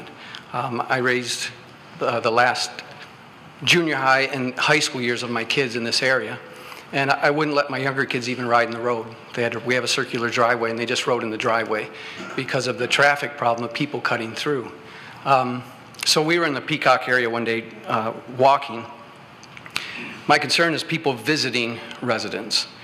As we were walking, a car came flying around the corner, and I just with my hand waved to him, slow down. The car stopped, revved its engine at us. My wife and I were both standing as we were walking. We just stopped and weren't sure what was going to happen. The car turned his wheel, aimed at us, and squealed his tires and came right at us. My wife ran into the grass. I probably foolishly stood my ground, stayed at the side of the road. The car stopped, obviously, without hitting me because I'm here. Screeched down the street. A kid jumped out of the car, ran into a house. So I walked down to the car, I took a picture of the license plate, I called the Troy Police Department. The police officer came, ran the license plate, said, well, I'm sorry, this person doesn't live in the neighborhood. I said, the car's still there. He went down, talked to the young man in the car, corrected him. There was no way for me to press charges because what he said, I said, he said type thing. I'm just very, very concerned, not only about the extra 32 cars, 32 plus, but all of the, I'm just going to say it bluntly, the punk kids that will be visiting their friends, 17, 18 years old, that really could care less about Mitch and Allie's kids or any of the other kids in our neighborhood. My kids are grown. They're adults now, so I don't have to worry about this anymore, but I do worry for the rest of my neighbors who I greatly appreciate. And my wife and I greatly appreciate being able to walk in our neighborhood. Like I said, we have a 3-mile route and a 4-mile route. and I just am really concerned about what is going to happen. And I respectfully, I was so thankful for what the one lady said. I respectfully submit to all of you, if that was your house at 382, how would you feel about this proposal? Thank you. Thank you.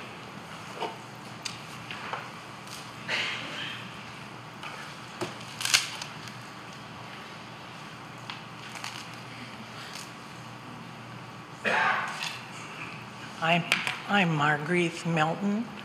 I live at 6055 Montclair, and that's the piece of property that's below your orange line and below the yellow line. And there is another way in there, but I'm torn because I don't know whether I should say anything or not, because I like the woods and the deer and all that. And that Montclair, the city owns 43 feet in front of my property. There's plenty of room there to make a road that goes to that orange line. Actually, it was supposed to go all the way through at one time, but the city council way back when gave someone permission to build a garage or something on it. And that's why Montclair doesn't go all the way through. And in order to get to ours, we have to drive on someone else's property, and then the people beyond us drive on our property to get to theirs. So we could use that road. And on top of that, you speak of water, we have water problem all the time. But if there was a regular road going that way, which is the way the water tends to want to go, there would be able to have ditches along the road that would take it out to Square Lake and then down to the creek. That might help some of the people. But if you had my opinion, the city ought to have that and maybe extend it further on down the line, if possible, and make it a park where people can walk. I've heard all kinds of people that like to walk, and maybe a bike trail for the kids to do the biking would make much more sense than to have one person get all this. And the city, I know that they need the money probably, but they do spend it on some awfully foolish things. I've lived there for 48 years, and that road hasn't gone in yet. I have to get my mail down on Square Lake Road, and I'm not getting any younger to walk that far. And the garbage trucks won't come down our way. The fire trucks, we've gotten letters to make sure that we have 18 feet on that road that we have to drive in, which we're fighting to get that right now. And I'm done, I guess. Thank you.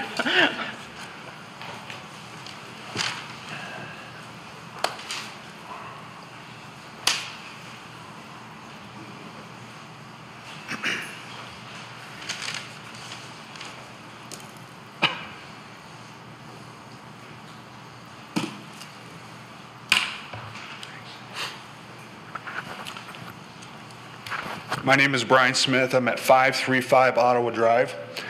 Let's call a spade a spade. I know we talked about a site condo. It's not a PUD, but a site condo is very hard to finance. As someone that was in the lending industry for over 12 years, there's a lot of restrictions when it comes to FHA loans, it comes to conventional loans, and when you put 16 people in a 6-acre lot with no yard, and you go back to the banking crisis that happened in 2008, you're this close from a change in the market to having the same disaster as you're doing right now with all these other condos, townhouses. 44% of foreclosures and bankruptcies are from site condos and condos itself. And when you talk about bringing money back into the city of Troy, you're looking at it's money. But what happens when the market changes, right? And it's not a single-family dwelling as how it's classified. It is a single-family home, but it's not a single-family dwelling in a lending standpoint, all right? And you're talking about a high foreclosure rate, and you're talking about all these homes and townhouses that you're putting in the north side of Troy. I would ask for a map, all right, or a example of this type of cluster development in the west side of Troy. All right, to me, this is spot zoning on top of that, because you have a cluster development that runs into a residential area. And most cluster developments, they run into a main road, such as Square Lake. Any cluster development that I've seen has that main point access. All right, we talked about safety, we've talked about flooding, but my concern on top of all those that I could reiterate over and over and over is when you have this many people and you're adding townhouses on Livernois, you're adding townhouses on Rochester Road, you're adding all these other cluster developments on main roads. Why are you putting it in a residential area with no yard? These are the people that are gonna leave their house when they wanna move, but when the market changes, no one's gonna wanna buy them. And yes, they might be single-family homes, but they have an association. And homeowners associations have rules, they have lending restrictions, and it puts us as a community in a position when you have more foreclosures, you have more opportunities for people to default. So I ask you guys to not think with your pockets, like they've all talked about. Think about yourself, but think about the money that you put out in taxes, where you'd want that to be. You want it as the city of Troy to be strong, be known for safety, be known for what it's for, not just adding more people to your pocketbook. So thanks. Thank you.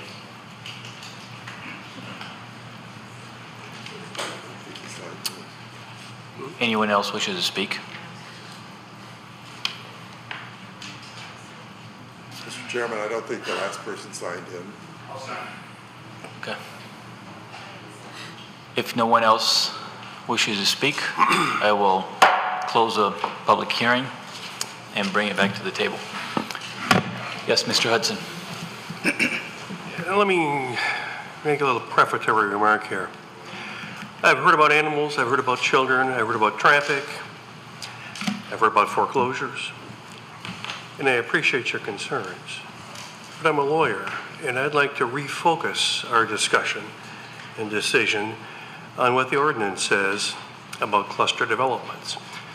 Set forth in the report, and it's found in section 10.04.1. I'm going to read it. The applicant shall demonstrate that through the use of the cluster option, the development will accomplish a sufficient number of the following objectives as are reasonably applicable to the site, providing (a) long-term protection and preservation of natural resources, natural features, and open space for a significant quantity and or quality in need of protection or preservation, and which would otherwise be unfeasible or unlikely to be achieved through absent these regulations. B, innovative and creative site design through flexibility in the siting of the siting, lead or led, same word, but of dwellings and other development features that would otherwise be unfeasible or unlikely to be achieved absent these regulations. C, appropriate buffer and or land use transitions between the cluster development and the surrounding properties. D, a compatible mixture of open space, landscaped areas, and or pedestrian amenities. E, sustainable design features and techniques such as green building, stormwater management best practices, and low impact design which will promote and encourage energy conservation and a sustainable development. I have not seen demonstrated tonight by the applicant or anybody commenting from the community that any of these standards have been met or even adhered to. Now, rather than, I know you'd like to strike the whole project and everybody go away not worrying about it. But I think that fairness demands that the developer be given the opportunity to try and remedy these things and come back before us. It's not over yet, but I think he's got to have another chance. Thank you, Mr. Hudson. Any other comments? Ms. Krupa? So, in addition, I want to read the last one because I think that that's really important. The architectural form, scale, and massing shall ensure buildings are in proportion and complementary to those of adjacent properties, and the selected building materials are of high durable quality. One of the reasons that I remember choosing to implement or recommend to the council to implement this ordinance for cluster development was for alternative housing options. And I don't see any of the elevations that have been provided are really alternative housing options. They're just 3,700, 2,800 square foot houses. What we were looking for, I think we had a 1,500 square foot house, so that we need housing that empty nesters can move into. We needed other options that, you know, the size of home that maybe a family that's just starting out. And I don't see that in this site plan. Thank you. Any other thoughts, comments? Mr. Krent? A lot of the comments were about the water, concerns about flooding, and I just wanted one of our city officials to address that as far as the requirements that the developer has to meet in order to put stuff in, to not have any water that gets on their property through rainfall or other means can go to the other properties. That's correct. So if this property were to be granted preliminary site plan approval by City Council because it's a cluster development, that would give the developer the go-ahead to start their final engineering, which is where they'd be required to submit engineering plans that prove that the rainwater that falls on the site does not negatively impact the neighbors. They've got to prove it, and it's vetted internally prior to approval. Excuse me. Public hearing is closed at this time. Any other questions? Mr. Savanat, can you elaborate a little bit about one of the concerns we heard tonight was how can somebody purchase a home and demolish it and put a road where there has been a home for 30, 40, 50 years? And can you also elaborate a little bit also on the placement of that public road in respects to the actual adjacent homes and the setback requirements, and if the actual road being proposed meets those setback requirements? Sure. Two questions there, I guess. So the first question related to a developer potentially purchasing a lot, demolishing the house, and using that lot for access. There was a comment made that the person was concerned that this would be precedent. This type of scenario has happened numerous times. I don't have any examples off the top of my head, but this has been occurring in Troy probably since for the last 30 or 40 years. It's more common, I think, than people think. And given the fact that there's Troy's at a point where it's getting closer and closer to build out, properties like this one that are relatively large, and other properties that have like large backyards are more and more attractive. And the market is basically dictating that these are sought after properties. The same reason that people really like living in Troy is the same reason that other people want to purchase homes and live in Troy. What was the other question? Oh, the placement of the road. The setbacks. So the road would have to be designed in such a way that it doesn't create a front to front yard scenario, and it's got the homes on either side cannot be negatively impacted in terms of setbacks. So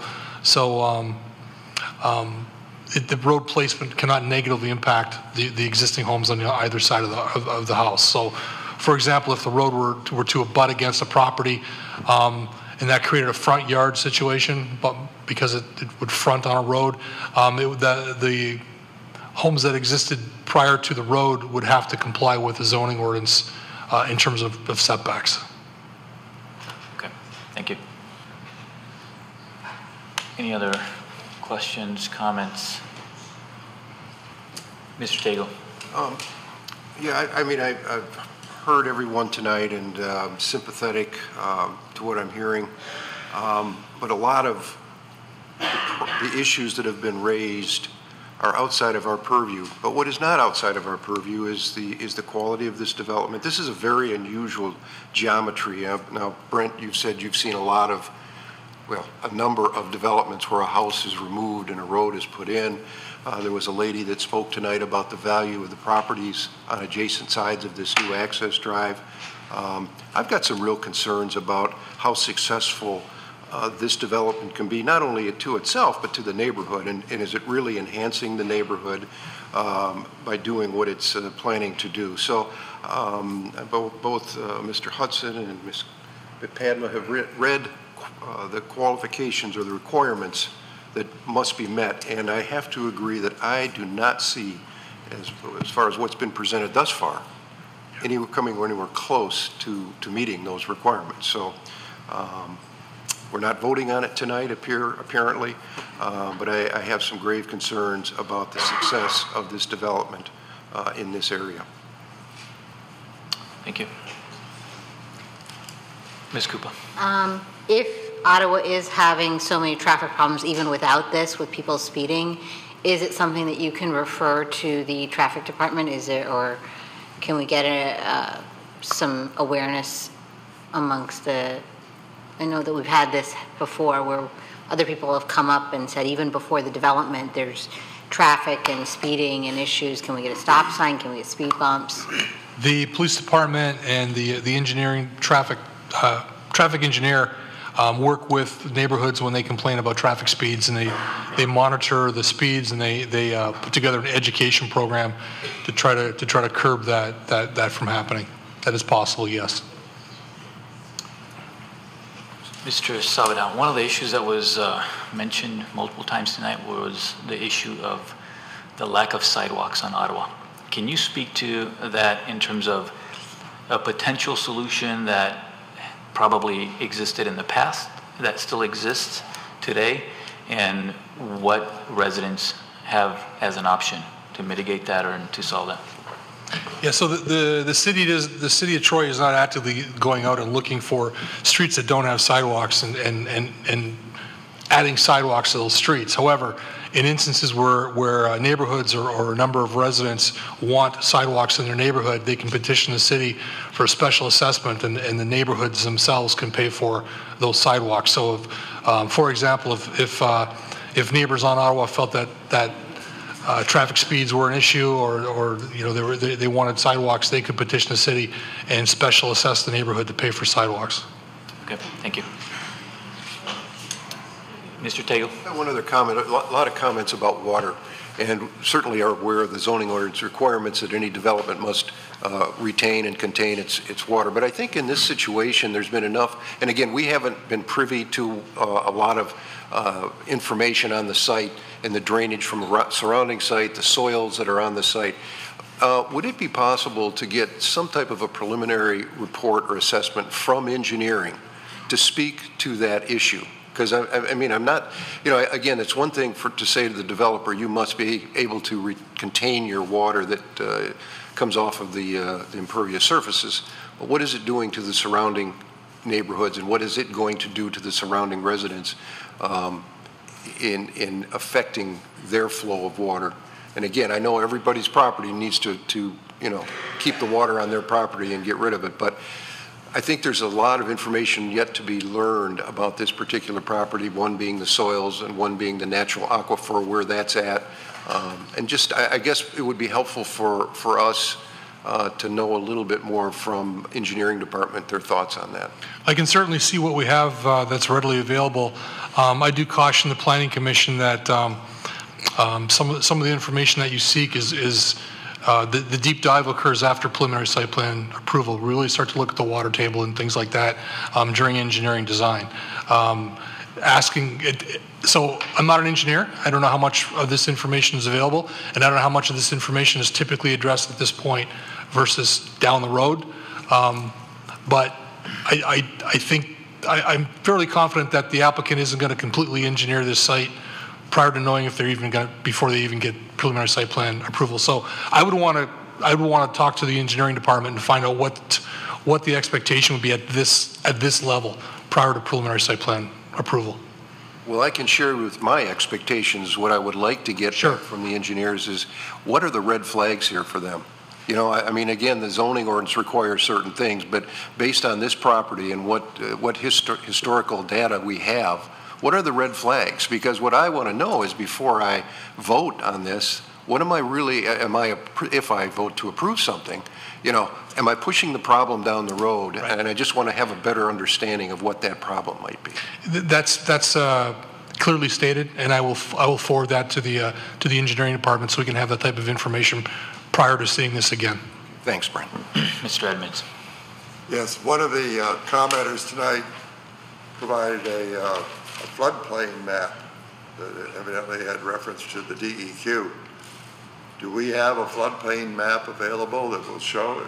Can you actually build on a floodplain, or would it require mitigation?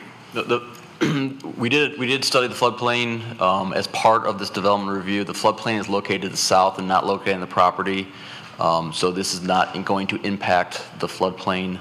It's not going to be located within the floodplain. And again, this is part of the engineering stormwater review that will be done as part of final engineering to ensure that. But the floodplain itself is not located on this property. Can you show us where the floodplain is? Can you get to the GIS from here? The GIS. I think you can if you click on. Go down.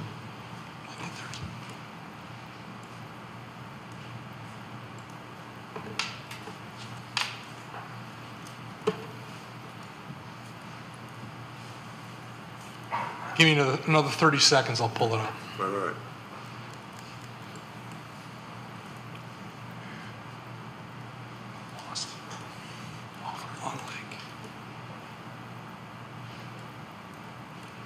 It's in engineering. Go down. Scroll down. Mr. Edmonds? Okay, I see. The property in question is the floodplain is located to the south, running down into Square Lake down to the south. So it is quite a distance away from it. And this is the information that's available on our city's GIS system. Thank you. Thank you. Mr. Savinat, you touched briefly at the introduction about the base plan and the cluster option and the difference. Can you elaborate a little bit about, we always discuss this about the by right, what a developer has by right, and presenting a cluster option as just an option that they actually are given by being given bonus, a density bonus. Can you explain that a little bit more Absolutely. So what I was talking about before at the beginning of our presentation was the developer is required to prove how many lots could be built on the property under the underlying zoning district, which in this instance is R1B. And if the developer were to meet only the minimum requirements of the zoning district, this is what he could build. He could build 13 units in there. What he is seeking is a cluster, which involves density bonuses based on how much open space is protected on the site. So by protecting 30% of the site in common open space, which is preserved in perpetuity, or approximately 2 acres of the site, the developer can pick up a 3-unit bonus and go from 13 to 16. So a cluster site plan requires a planning commission public hearing, which is what we're holding this evening. The planning commission makes a recommendation to city council, and city council makes a determination if the applicant meets the standards that Mr. Hudson and Ms. Podman referenced and Mr. Carlisle referenced earlier. If the applicant, if city council feels that that the cluster option standards are not met, the developer can go back to the parallel plan and does have the right by law under the existing zoning ordinance for 13 units. So this is by right. So this is developed at the same density that the underlying zoning is for this property as well as the neighborhood. Okay, thank you. Mr. Edmonds. Just one other question. Where would a fire truck be able to turn around under this cluster option application? Where would you turn around? They would, so it's one of the reasons we're recommending postponement is because we want more attention paid to the turnaround detail. Okay. So the fire department has reviewed this and raised that as an issue? Because this is a parallel plan only used to establish the underlying density, the fire department did not do a detailed review of the parallel plan. This was not reviewed by the cluster option. Sorry, the cluster option? Did the fire department? Yes, they did, and they were willing to work with the applicant to ensure that this future access would be able to accommodate a fire truck. The access to the east? There's the existing driveway, and it would be extended to accommodate, and they would be improved to accommodate a fire truck. And the fire department was willing to work with the applicant to ensure that. Okay, thank you. Any other questions, thoughts, or are we ready to make a motion for a resolution? The applicant is still here. You'd like to come up for a comment? Sure.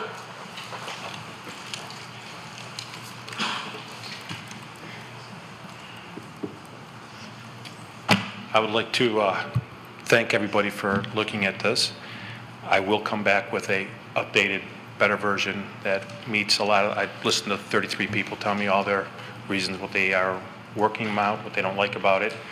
I originally, and you know from all my other developments, I meet with all the people before I ever come to you guys. I came there, I met with the first people, and they told me that they were having a meeting. So I said, I'll come to the meeting. It was all set. The next day, I got a phone call saying, we don't want you at our meeting. So once I was told not to come to the meeting to meet with all the homeowners, I'm not going to go knocking on doors. I figured we have to come here and have the whole meeting. I'd be more than willing to set up a meeting in the next week or so I can meet with them. I can answer 85% of these questions that we have on this list that were brought up to you today. You know from my past ones, I meet with every neighbor that touches the property. They may not like what I have, but I meet with them, I tell them what it is, and when they do come to you, they tell you that, yes, they did meet with the developer. I take pride in that I do meet with all the people that are affected by it. I have listened to what you guys said, I listened to what they said, and I will come back with an improved plan that will make everybody here happier with what is there. So I appreciate your time today. Thank you. Thank you. Any other comments, questions for the applicant at this time, or are we ready for a resolution? Mr. Krent? Mike, you want to do it or you want me to do it? I'll do it. Okay, thank you, Mr. Okay, Krent. preliminary site plan review file number SP space JPLN 2018-0004, proposed GFA Ottawa site condominium north of Square Lake, south of Ottawa, between Rochester and Livernois, 400 and 500 Ottawa, Section 3, currently zoned R1B, one family residential district.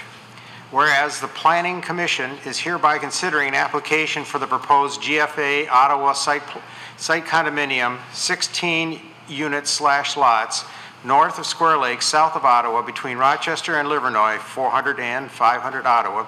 Section 3, approximately 6.88 acres in size, currently zoned R1B, one family residential. Therefore, be it resolved, the Planning Commission hereby postpones this item to provide the applicant an opportunity to address outstanding issues identified in the report and from public comment and Planning Commission comment. Moved by Mr. Krent and supported by Mr. Hudson. Roll call, Ms. Harnicki, please. I'm sorry, Mr. Chair, who supported? Supported by Mr. Hudson. Mr. Faison? Yes. Mr. Hudson? Yes. Mr. Krent? Yes. Ms. Koupa? Yes. Mr. Tagle? Yes. Mr. Hapidian? Yes. Mr. Edmonds? Yes. Motion passes. Resolution is postponed. Thank you. Moving on to item number 9 on the agenda. Public comment, items on the current agenda. Is there anyone in the audience that wishes to speak again, you'll be given another chance for the item, for anything on the current agenda. If, for the sake of everybody else in the audience and for the sake of time, if you have anything new to add that we haven't heard tonight, you have another opportunity to speak. Yeah, please come up to the mic. Introduce yourself again. Thank you. Marcia Bossenberger. I wanted to ask more questions about the floodplain data. I was trying to pull it up, but I'm not finding it right now. I found something online that said that whole area needed to be reviewed because it was old information.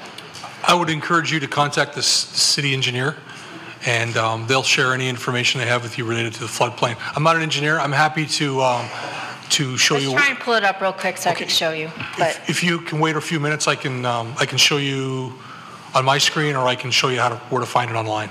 okay, I was on the FEMA site and I found something that described our county and some other Sterling Heights areas regarding flooding. Well, the only thing I could show you is our GIS data that's available for you to view online. Okay.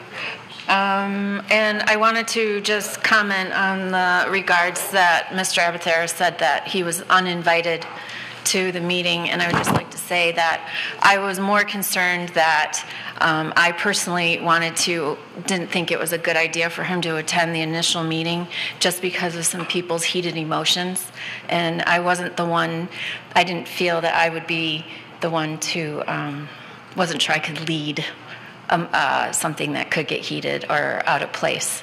So that is the only reason why I wanted it to be handled here professionally and orderly.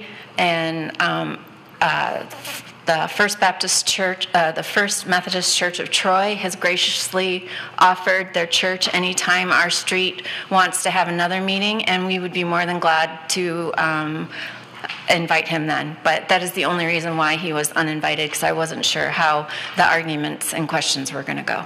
Okay. So. Thank you.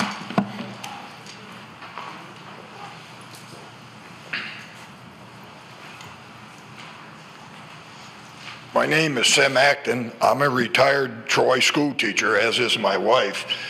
And I guess I'm very critical about the way you folks run this.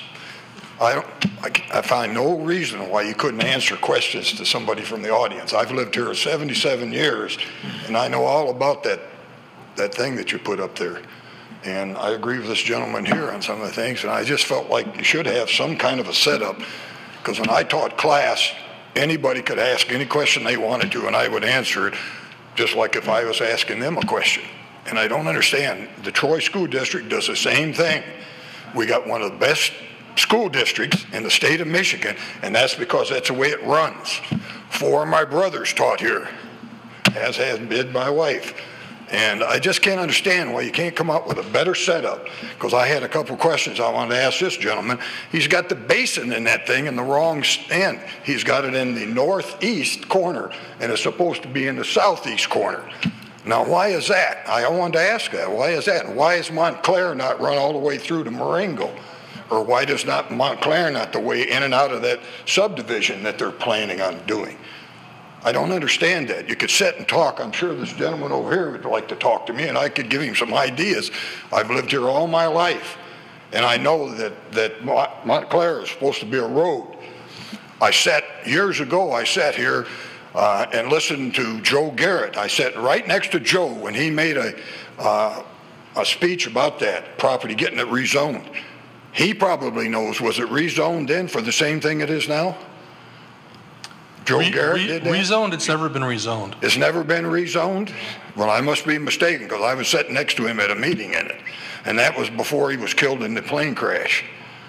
So I just don't understand why you cannot let somebody just ask questions. As long as people behave, I wouldn't stand for kids asking questions that they were, and I don't think you should either on that. But I just wanted to say that I didn't think this was done very well on that. The City Commission did the same thing.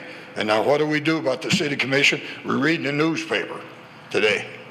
Thank you very much. Thank you.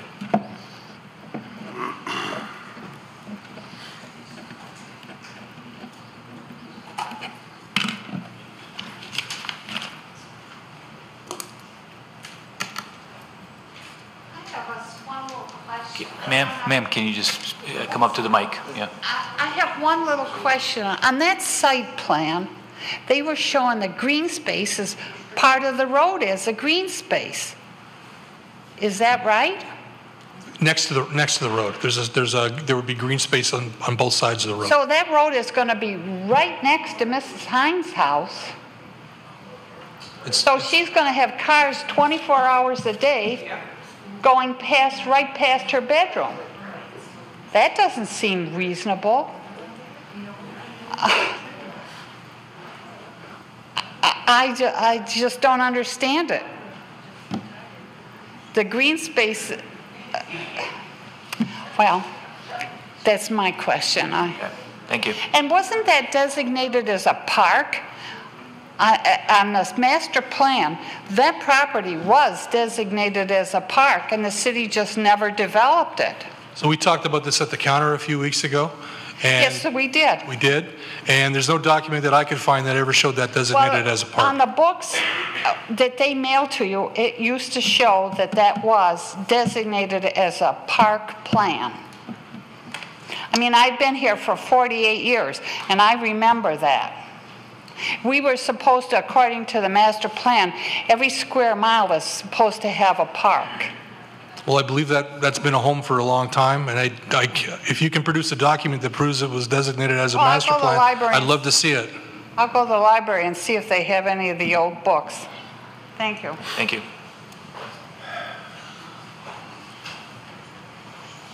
Hello again. 382 Ottawa. I wonder what happens to my property when they put a road right next to me. I mean, the traffic right now is horrible. Right in front of my house, I see the cars fly through the stop signs. Nobody stops. I mean, I raised 5 children there. It was wonderful. It still is. But when this goes through, if it does, I mean, I'm 82 years old. I don't need this. I'm happy just like I am right now. And I just don't think that you're going to be able to reassure me that it's going to be all right. So I'm not the developer, just to clarify. Yeah. We'll process the application. Yeah, but you have to understand my concern. 100%. So the developer indicated that he's been listening. We certainly have been listening. So our expectation is going to be moving forward that he's going to address most of the issues that were identified in the report by Planning Commission and by the residents. We're listening. We being staff, the Planning Commission is listening. You heard the developer, he's listening. So our expectation is moving forward, we're going to get a higher quality design and a design that is less impactful on the neighbors, including yourself. Well, I guess the biggest concern of mine is the road being right next to my property. I am most impacted of the whole development, and I wish there was something I could do to stop it, because I'm not going to be happy if it goes through. I'm not, and I just want everyone to know that. So, thank you. Thank you. Let's like to put something in the public record. And two, by the way, you can't put any... Sir, just speak in the microphone, please. I want to have this put in the record. There is a second creek that FEMA doesn't even know exists. And for some reason, it's not on anything, but it's on Google Map, and you can see it by satellite. Also, for your information, you cannot, at least on the north side, put any sidewalks in because you have a settlement with me for a flood where you put in a actual full-size sewer on my property for another incident like this, with the agreement that the ditch will remain open. So you can run a sidewalk on both sides of my property, but legally you cannot run it over my property. I've been through this flood problem before, okay? And mysteriously, when they redid the ditches, nobody in the city knew about it. And then they gave them a copy of it. And so there is another actual creek running, and that's will flood and has flooded. Thank you. I'm putting this in the record. Thank you. I just wanted to say Ma'am, two more Can things. you just present yourself, please? Rosemarie Thomas Sickenetter at 335 Ottawa. So I talked about the house being torn down at 400 Ottawa, resulting from the houses on either side of the street becoming corner lots. A precedent, I guess, has already been set in the city of Troy of tearing down homes and putting in developments. And I have seen that, but all of the time that I have seen it, it's been access from the main road, like the development that's going in at Beach and Long Lake. That's being accessed from a main road. A lot of places where you see this happening, it's an access from a main road, not from within a subdivision. So if that's something that the applicant's going to go back and try and amend, I don't know how he's going to change that unless he comes in from Square Lake instead of from Ottawa, which we have traffic problems already, which is going just going to make that worse. Then the other thing about the fire truck being able to turn around, there was already a lawsuit, at least one lawsuit, if not two lawsuits, of using that easement road as an access. How is that going to change? Is that subject going to get brought up again to bring a fire truck through that same access again, which has already had legal action taken to not use that? So I don't see where that would be a solution either, is to bring a fire truck in from that access point if you go with the 16 cluster homes. So that's two issues right there, that if he goes back and comes back to you like he says he's going to with another proposal.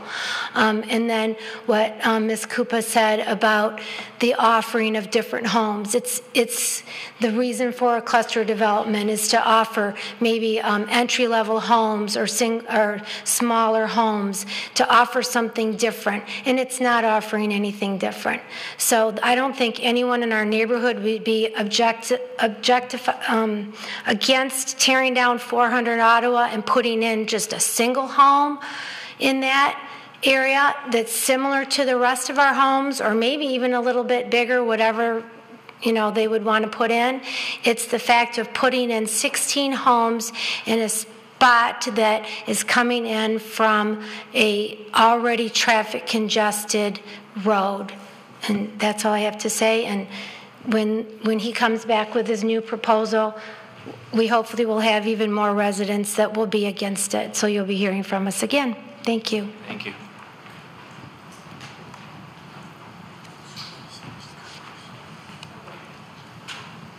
David Byers, 232 Ottawa again.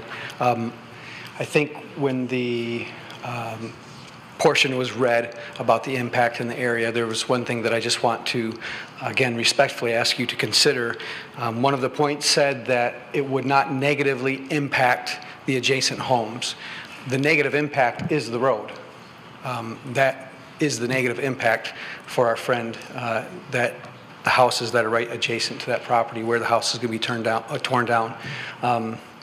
So I guess I just would ask that you would consider that as one of the main things. My heart really goes out to the lady who lives right there, and that is a road going by her house is the negative impact. So I just want to point that out again and reiterate that we trust and hope that you will take that into great consideration in the future meetings. Thank you. Appreciate it.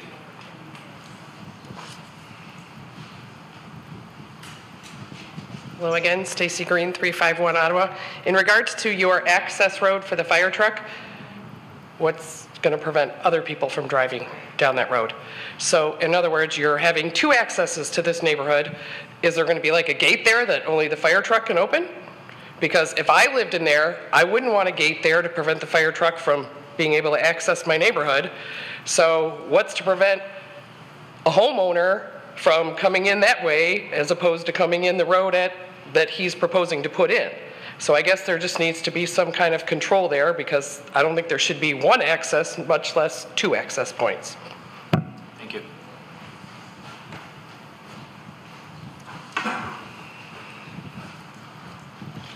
Brian Smith, 535 Ottawa. I guess I have another question for my follow-up comment. kind of to touch on her point, for the emergency exit placement, can you kind of explain how that works when it's someone's driveway as well? I know it's a joint easement right now, but how would that work as far as emergency access, a gate, or, you know, a fire truck going down someone's, you know, the homeowners at 480? Mr. Savinon, you want to just quickly clarify that in terms of the EVA? It's my our understanding is that it's a public easement, which allows for public access. So you have a public easement with a homeowner at 480, and then you have the home that currently sits there right now. That would just be I mean, how would you, I guess I don't understand the plans with allowing, you know, whether it's emergency access or it's, you know, you're driving down someone's driveway currently, which is who resides there, as well as the homeowner at 480. I guess I'll answer it this way, is that an EVA stands for emergency vehicle access, and they're intended to provide access for emergency vehicles only. Sorry, I'm sorry, my words is 9:18 at night. Emergency vehicles only. It's access is controlled typically through gates or bollards. A lot of the EVAs that are designed in Troy these days have like crash barricades where a fire truck or a police car could crash through them in the event of an emergency. They'd otherwise not be usable for vehicles by the public. Okay, and I ask you to exactly that comment, you know, put yourself at 480 as well as the gentleman right across on the other side of the easement, east of it, having that access in your yard. You know, it splits yards, and having fire trucks, you have people going through it, whether it's a turnaround for trash or whatever it is, because there's obviously no turnaround. Use that as an example of having that as your yard. And my neighbor to the west was not able to attend as well. He reiterated that with this cluster development, you know, the reason he purchased the home was to have land, not have traffic upon traffic upon traffic. And my last point is, can you provide any examples of a cluster development within a residential area that's not on a main road in the city of Troy? Yes. There's been recently approved cluster developments that are not on major roads. Okay. And are any of those on the west side of Troy, the northwest side, that border the Birmingham and West Bloomfield area? That border the West Bloomfield or the Bloomfield Hills area? That border the Troy area, that side. The north side of Troy, northwest side of Troy. You're confusing me with your verbiage. So there's one recently approved that's going to go before City Council, Section 11, okay, which is not in the west half of Troy. And there's another one, where is Raintree is not in the west half of Troy. North Lake, okay.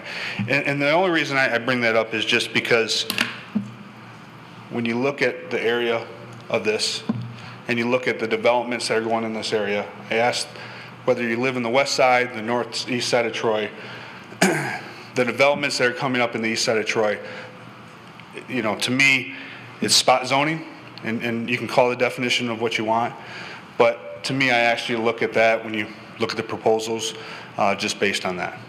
Thank you.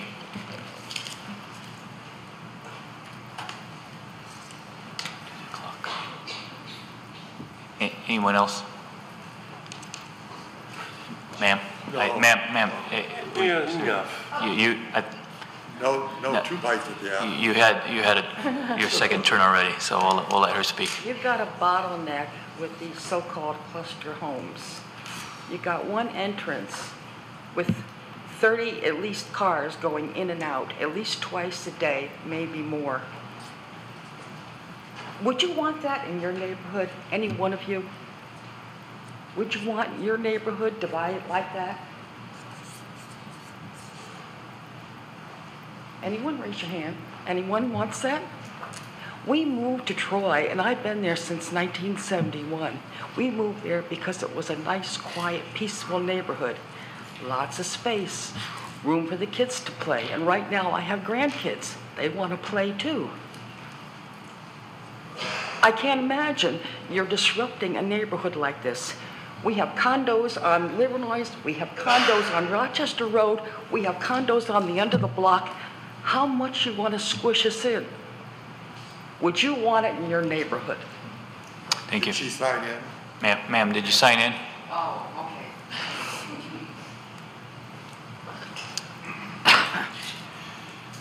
Any other comments? If not, we will move on to item number 10 on the agenda, Planning Commission comments. We will start with Ms. Arnicki, I have none, thank you. Ms. Howe, Mr. Edmonds, Mr. Hudson, No comment. Ms. Koopa, No comment. Mr. No Tagle. thanks. Mr. Faison, Nothing from me. Mr. Grant, Ms. Dupree, No, thank you. No. Mr. Stavina, Mr. Carlisle. I have no further comment as well, so we are adjourned for tonight. Thank you for all that came.